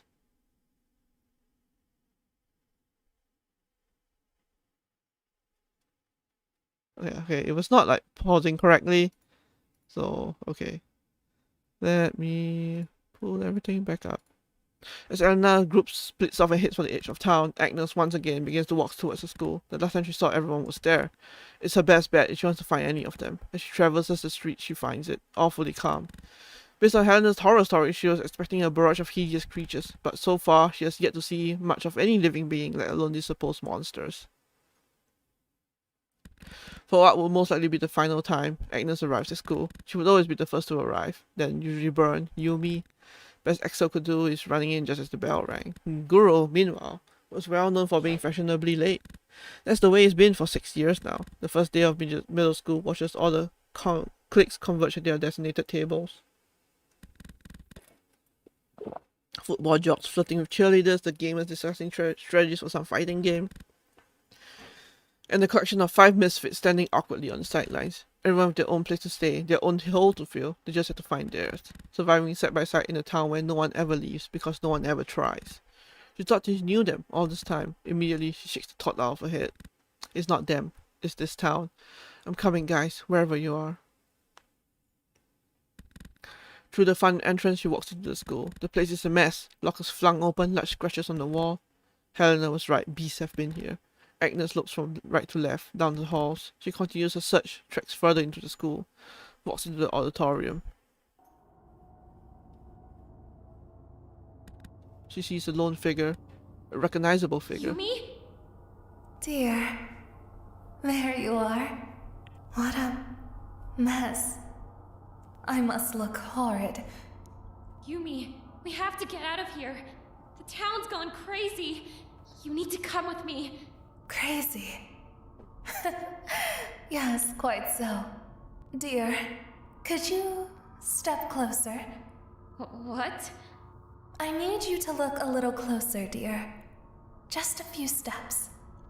Yumi, why do you have a knife? Oh, precious. It's just for a correction I made. Please, dear, step closer. For me. For your old friend. Okay. Agnes, you have to tell me. Am I pretty? What?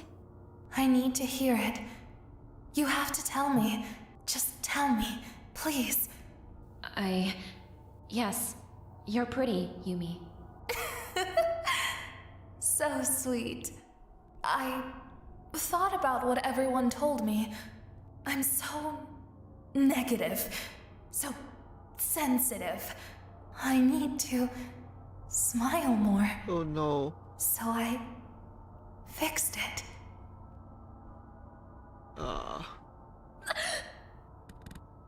Almost immediately her stomach turns. Yumi's mouth has been cut open from the sides. Blood trickles down her jaw. Agnes can see the muscles and tissue behind Yumi's mouth, and she just smiles brightly. Agnes struggles to suppress the wave of sick that shoots up her throat. What did you do to yourself? I wanted to be pretty. No one ever got that. Not even you. I just wanted to look good. Agnes, am I pretty? Jesus Christ, Yumi. Please, answer me, Agnes. Don't you think you owe me this much? That the world owes me this much? After all it's done, took them from me. Agnes, answer me. Answer me, answer me, answer me! Am I pretty? Please, Agnes! Please! Oh my god.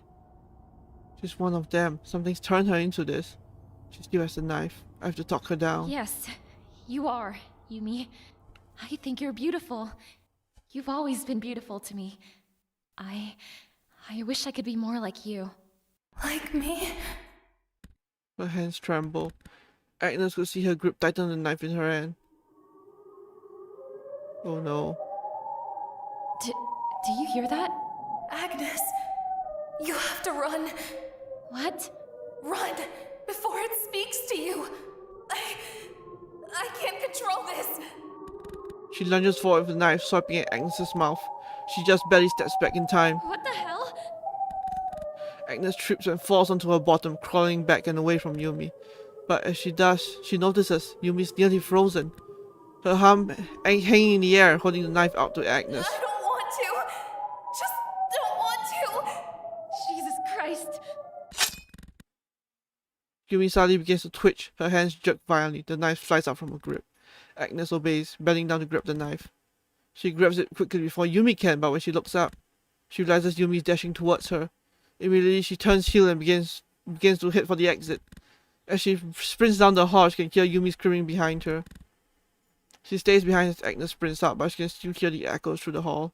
Not me. Agnes runs outside. As she runs out of the building, the sound of the siren blaring becomes clear. She's right. I gotta run. I need to go, but... No, Goro, Burn, they have to be here. The damn siren. Is it me or is it getting louder? The ground shakes and trembles. Something large approaches. What the? She turns her head. Whoa.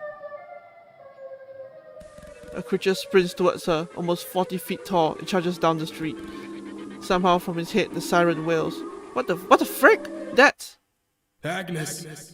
Agnes, it's not me! It's not me. Guro? Oh, Guro, what have you become? The monster approaches. She watches his thin arm sway as it runs towards her, coming for her. Shit. Once again, she turns around. With the monster on her heels, there's nowhere to run but the other end of the street. She runs as far as she can, but the monster's not far behind. Desperate to shake him off, she turns the corner at an intersection into an unfamiliar street. But as she turns, she can already hear the moaning, the screaming. They're here. They've found her. Whoa.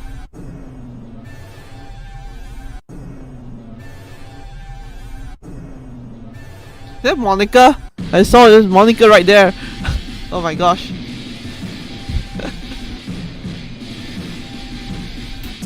Beasts, monsters, all of them, their humanity gone. There is definitely Monica, each one of them stumbling around in a similarly dazed state. Roaring, bellowing, shrieking, like they are in pain, lost. By now, Agnes's adrenaline has taken over once more. Her heart pounds. Powerful, strong thumps like to rip out of her chest at any moment. The creatures come closer. She sees every inch of their horrifying appearances. She starts to feel lightheaded as she's about to drop to her knees. The beasts approach. Not now. Have to run. Have to go. Have to find. White spots begin to appear in her eyes. It's too much for her to handle. You. Is there any time to hear me? It's now. They're not going to hurt you. They can't. I won't let them. I promise. You have to get up. You have to get out of here. I know you're confused and frightened, but for now, get up, Agnes. You have to get up. She opens her eyes. Her vision is clear. Her energy has returned. Somehow, she has a second wind. She blindly charges past the monsters one by one, continuing further down the street. And as she does, all they do is reach out for her. Like they are trying to grab her. Others like they want to take her hand. You can feel the tears rolling down her cheeks, the pain in her heels. Just keep running.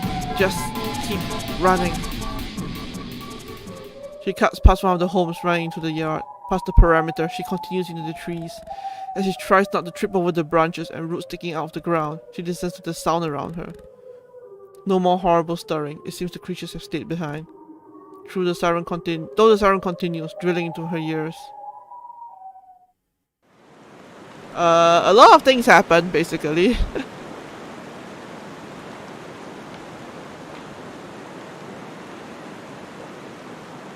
What happened? A lot of things happened. The town became very silent here all of a sudden. And Agnes is somehow unaffected and she's just trying to get out now. I don't think you can follow me here. It's too late. Everyone's turn. Everyone. I have to get out of here. Helena's on the edge of town. Will she still be waiting for me? I need to find her, and then we can leave this crazy place. Axel, Yumi, Guro, I'm sorry. And Burn, wherever you are, Burn. The siren's out. It's really dark all of a sudden. What time is it? I don't have my phone on me. Good one, Agnes. Alright, calm down. We'll just go through the woods. Surrounds the whole town, so I can just walk through the outskirts till I find Helena. A mighty wind blows past her, bringing a breeze of frost with it. The snow, falling gently before, now begins to come down harder and harder, blanketing the area. It's freezing out here. I should get moving. Suddenly here in Vancouver like a month ago, lots of fog. She wraps her arms tightly around her body, trying to muster up all the warmth she has. As she begins to move through the woods, with the forest shrouded in darkness, she walks with her hands out in front of her, feeling the bark and leaves, making sure she doesn't stumble straight into a tree. Mighty spruces. Where do I remember that from? Man, I don't even know where I'm going. Normally you could see the houses through the trees, but I can't see a thing. As she continues to walk, her eyes adjust to the darkness. Unfortunately, it doesn't do her any good. Far into the distance, all she sees is small trees. Strange, the forest isn't even that thick. By now, I should be seeing the base of the mountains. Then again, there also wasn't a graveyard. There wasn't also a lake in the graveyard before. Is the world changing? Please, no. She begins to sprint. She turns left, right, around the trees, shaking off the roots as they get caught on the hill. Woods, woods, woods, as far as the eye can see. I'm going in circles. Am I? I don't know where I am anymore. I don't know where to go. The wind howls. The strong gusts whip the snow and hail directly into Agnes's eyes. I think I'm stuck here. I can't find my way. Where do I... What's that? Something in the distance. I think I can see it. She wipes the snow off her face, clearing her veil. There's something in the distance. She can't make out what, but considering there's seemingly nothing else around, she has no other choice. Carefully, she starts to walk again, making her way towards the vision in the distance. Wait, is that...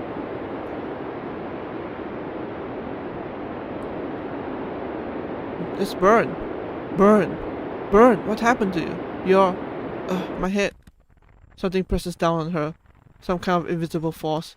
Suddenly, she feels like she's 1,000 leagues underwater. A pressure digs in on her skull. She can almost feel her head splitting apart. Oh my god. The pain!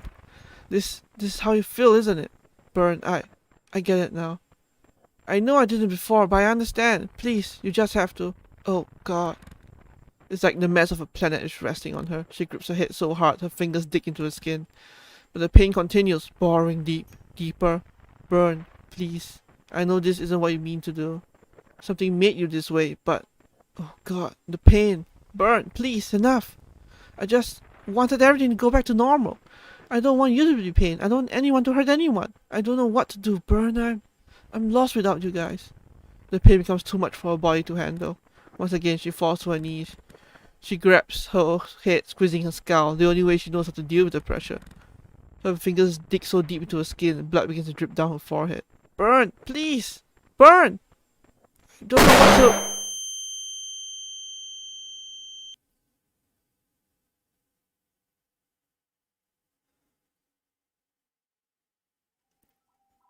Oh boy, now what? Oh. Narration.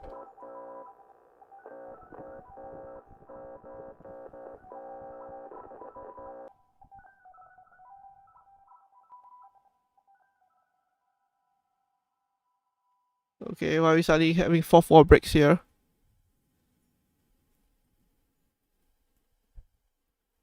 Entity contained. All threats within perimeter have been neutralized. Currently doing a sweep for remaining survivors. Either way, situation Walpole now under control. So far, one survivor found on the outskirts of the perimeter. She's been immobilized. All evidence is being shipped to the closest containment facility. The survivor? We'll contain her in the holding cells. Doesn't seem to pose a threat. Agnes? Agnes, it's me. Get your ass up, Aggie. You'd like you better alive. Don't wuss out on me now. Come on now, dear. Get up. There's no time to lose your spirit. Come on, Ag. You got this. We're still here, Ag. We're not leaving you no matter what. But first, you gotta get up. Whoa. It's cold here. Sterile. She finds herself in a box. A cell. Before her, what was once presumably the door that kept her in. Now ripped to pieces, giving way to whatever is beyond. In the distance, she hears voices, whispers, echoes. There's only one way to go. She steps out of the cell. She finds herself in the cell block. The rows of doors continue on both sides of the hall. The whispering she heard is loud enough. She can finally hear it. Milos? Milos, pick up the phone. I just got a call from the hospital. It can't be true. Tell me it's not. I can't do this without you. She can hear more whispers down the end of the hall. It's like they're trying to guide her. She steps forward, following the sound of the echoes. As she walks, she passes by the other cells. She hears the voices inside. Not people. More like them. Turn. Welcome to the family, son. Connect the cuts. Connect the cuts. Connect the cuts. Come play with us forever and ever. Those voices, there's something familiar about them. They sound like they're confused, scared. Agnes continues down the hall. She remembers the town, her fear. Now, though, something has put her mind at ease. She's compelled to just walk and follow these guiding whispers. She hears them calling to her from the other end of the hallway. I know you believe, and of course I visit you, if it's real. Right, sorry, of course it's real. Then I'll meet you again in heaven, Samara, I promise. She follows the sound of whispers down the hallway, to the left, down a new path. She finds herself in some kind of security room, Dutch televisions hanging on the wall.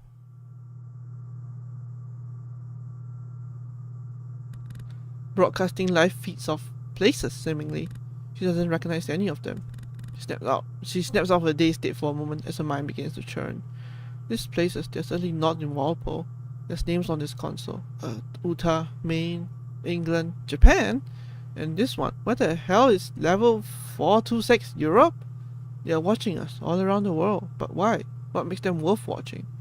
Don't understand whoever these people are. Matter of fact, so far I haven't seen anyone yet. It's completely empty. What happened here? Behind here, she hears the echoes chime again. It seems they want her to follow. Oh, what? My boys were everything, and they took them from me. Can't be without them. I can't. This place is nothing but straight halls and doorways. If you didn't know any better, you would have guessed this was a regular office. Agnes follows the whispers through the halls, looking for some sign of a life, maybe a window. As she continues onward, she looks into the open doors as they pass her by. A brick room, a pantry. There was life here at some point. The echoes guide Agnes past a large set of doors. With a push, she makes her way into a central hall of some sorts. In the center stands a large beast of a machine, a mess of wires and cables. It almost looks like a human brain, like the cables are its neurons, the hardware is its synapses, and at the center what seems to be a console. Rows and rows of doors surround it, stretching up as far as she can see. As Agnes steps in, her steps echo through this large hall. This place is huge, but what is it for? These doors all have numbers on them. Maybe one of them is the way out, but there's literal hundreds of them. Maybe that console holds more answers. She steps towards the machine, up to the console screen.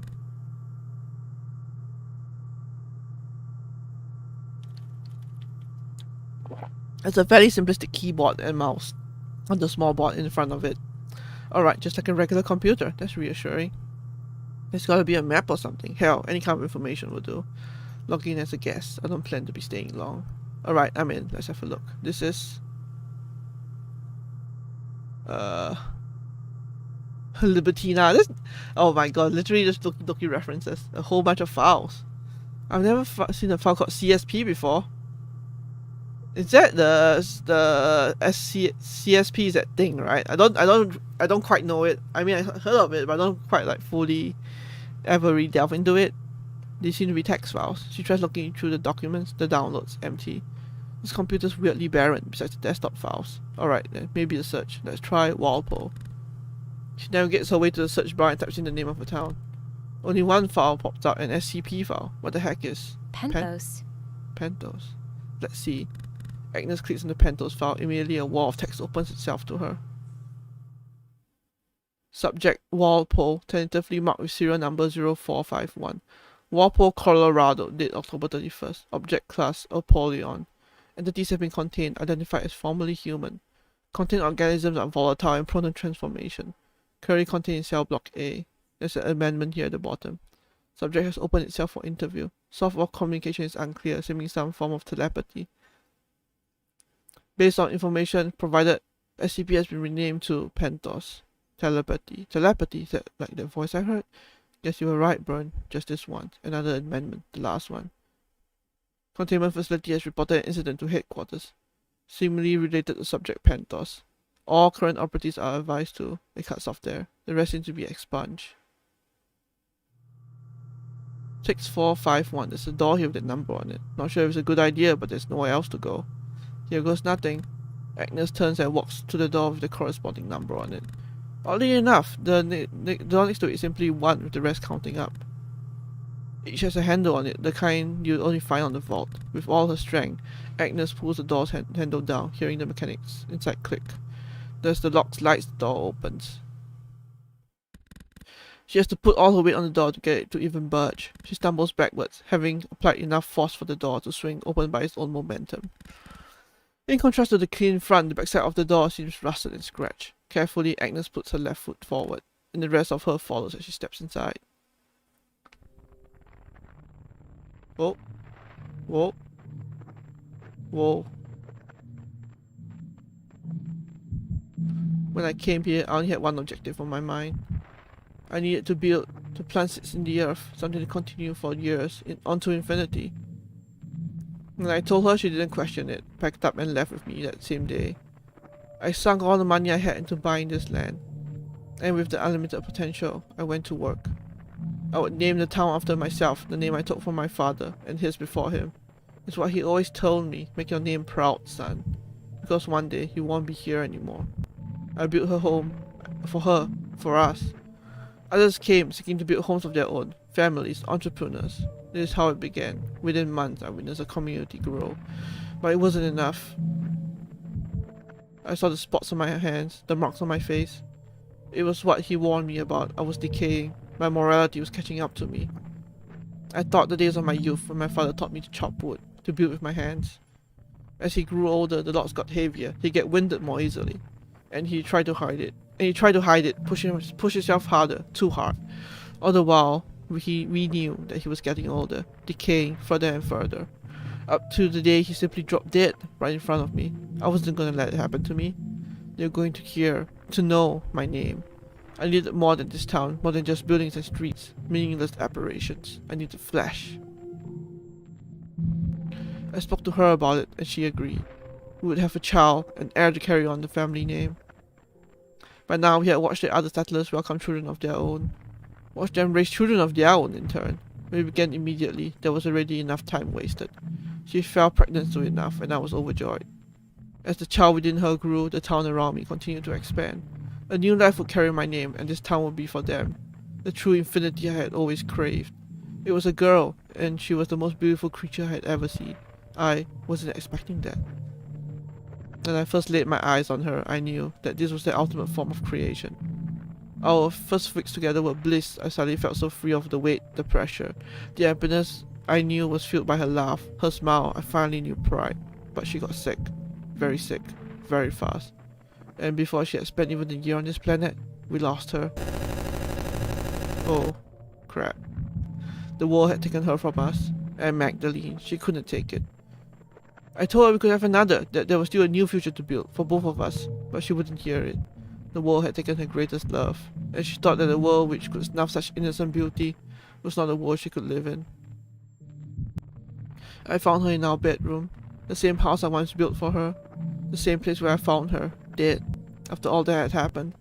All that I built, all I wanted, I sat down on the bed, looked down at my hands.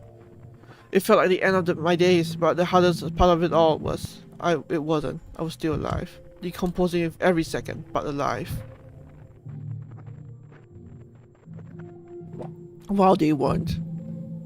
One of the men who passed through the village was a scholar. He entertained with people with stories from mythologies of parts unknown. I thought of a story that he had told from the beliefs of the people of Greece, of an old god who had lost it all, even the very name he was entitled to. In that moment, I felt like him. I didn't want this name anymore. It became a place. It wasn't me anymore. I now knew the power of the flesh. My efforts were misplaced. There was no infinity, not for me, because I was blind. This name, this goddamn name, I only brought shame and misery. I needed something new, a new name for what I become. I thought of the god.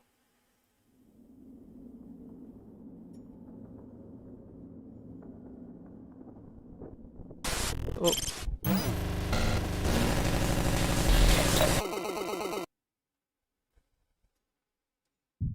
I name it Penthos, the god of grief. And you, I need to tell you something. A regular mountain town. Their school. the brainiac, the fashionista, the angry itch, the stoner, the rival, the wallflower, the monster. But it's never that simple, is it?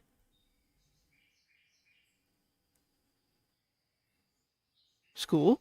How did I was baking? No, that can't be right. Baking muffins, but that's so long ago. The house, it was... Agnes? Hey, there you are. Bern, you're here? Well, yeah, it's school day. Maybe you're surprised by my radiant skin? I look better, right, ever since I bought the tap filter.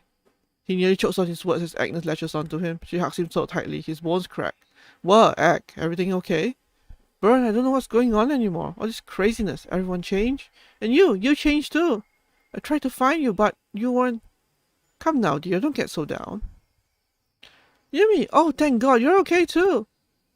Agnes lets go of Bern and promptly grabs Yumi as the next victim. Her hug is tighter than a bear trap. Oh my, how friendly today. I understand you're scared, dear, but really, this fabric's wrinkle sensitive. You understand? Of course, dear, today's test will be quite a rigorous one. Test? Yeah, the biology test. You didn't forget, right? I've never been so prepared. Check it out. Wrote it all on my sleeve. Axel, dear, the teacher's clearly going to see that. Yeah, right. Old fuck can barely see his wife from the mistress. This isn't right. Hey everyone, so good to see all my friends today. Oh, Guru, good to see you too. How chatty you are. Jesus, gee, is that really your best performance? Axel, shh. Oh, right, I mean, yo, tits banging. Fuck, shit, bitch. What were we talking about before? Bullshit himself again? What do you mean again? Both of you, please, can we at least try to maintain the performance? This really isn't right. I suppose we couldn't have kept this up forever. Thought we could play our part as usual. Should have figured it wasn't that simple. Sorry, Ag, but something you should know. I think I already know. I can't have this, can I? Because you're not here anymore. Oh dear. We tried to get you to ignore all that, but I don't want to ignore it. This is really hard. I know. Trust me, I know.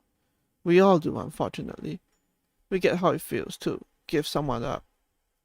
Agnes, this is what we all went through. It's never easy. That's why you find a way to deal with it. A good way. A healthy one.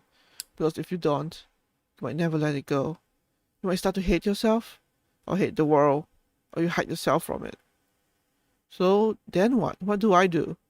Hey, well, tell you when we get there. This is tough, Agnes. It always is. But if it helps anything, you're not alone in this. Not alone. Right, I get it now.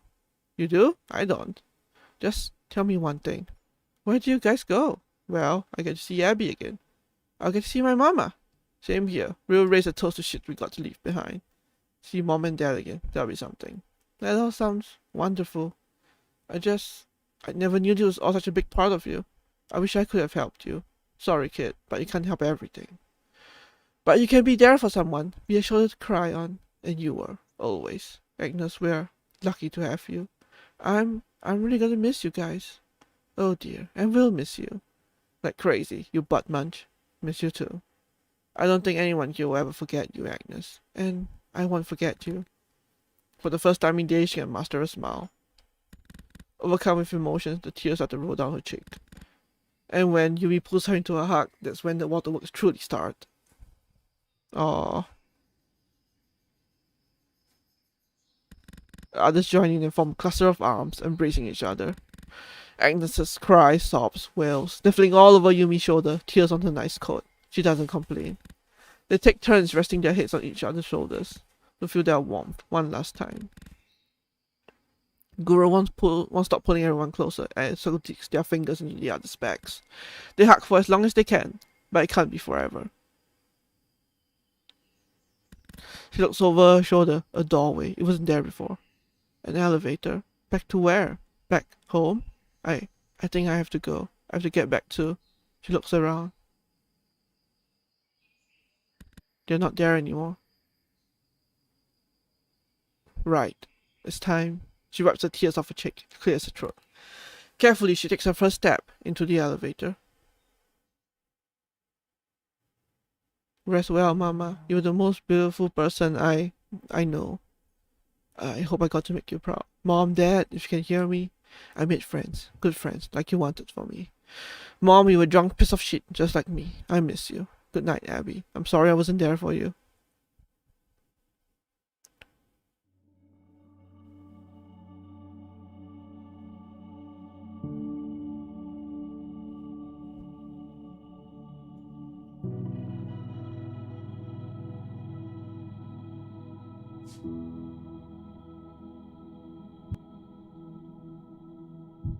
Hello, I wanted to speak to you before you go. Before I go as well. This is my last time speaking before I move on. And before I... God, I just wanted to exist. To have existed. To make them know my name. To have it remembered. And I fought it in vain. Spent all my time fighting it. Changed my name. Let Penthos feel the pain. Just let me die. And when it finally came, I saw who I had become. What Penthos was. I couldn't bear to leave the world like this, so I didn't. Spend decades alone, in darkness, wanting to be heard. Because if they heard me, it meant I was real, and I existed. So when they finally started hearing me, I couldn't stop. I needed them all to hear me. But they started hearing me because there was something in them, something broken. Broken in the same way I was, like after Maggie. Within that part of them was a place for me to stay, to live. I couldn't leave it alone. I just didn't want to go. Even when it started changing them, bringing out their worst. They became their pain, just like I did.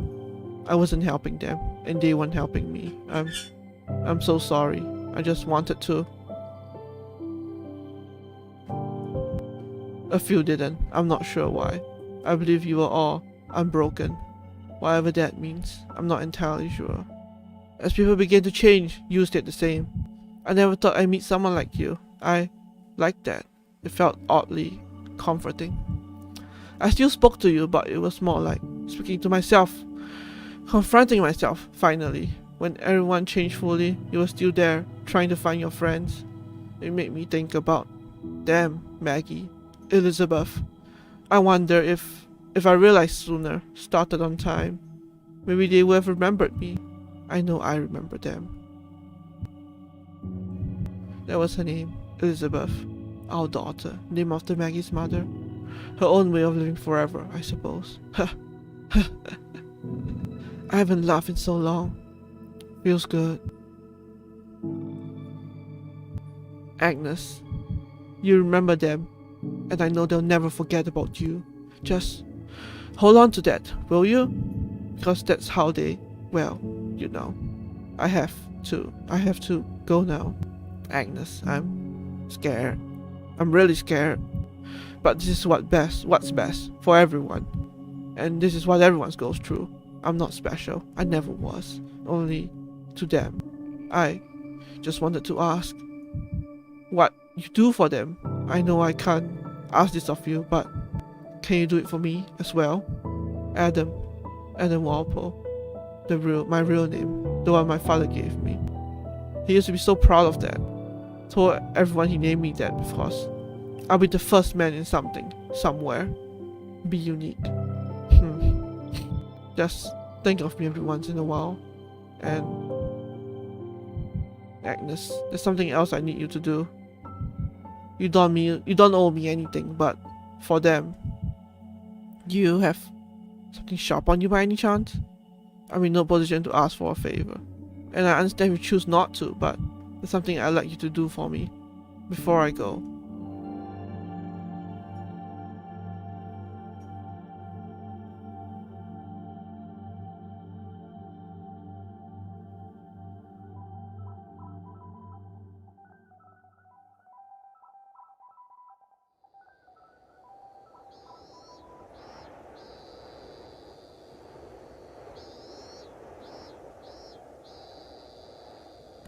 Agnes looks behind her, only a field here blanketed by snow.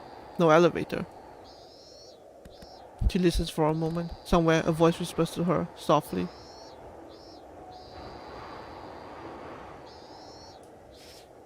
Yeah, I know. Agnes reaches into her pocket. She feels a handle. Yumi's knife. Something I gotta do.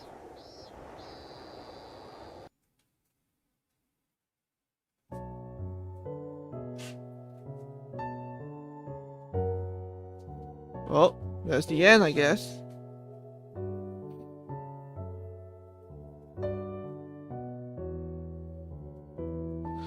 Well, that was suddenly a game and a half. I think I kind of understood what was happening at the end, but it definitely went sideways really quickly.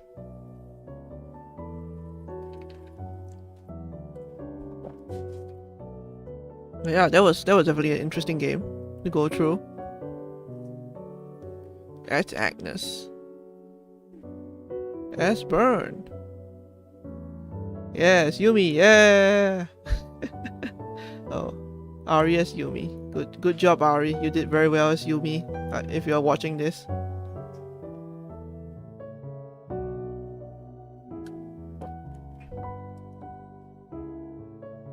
His mom and dad. I kind of wish it was a bit more as like a bit more of the Helena stuff, but oh well. It was definitely an interesting game. Siren Head. Yeah, they used the SCF Foundation thingy. But yeah, it was a pretty fun game, really interesting. Had fun going through it. And glad I finally got around to play this. It's the name of fiction, yeah. Tribute not monetized, yeah.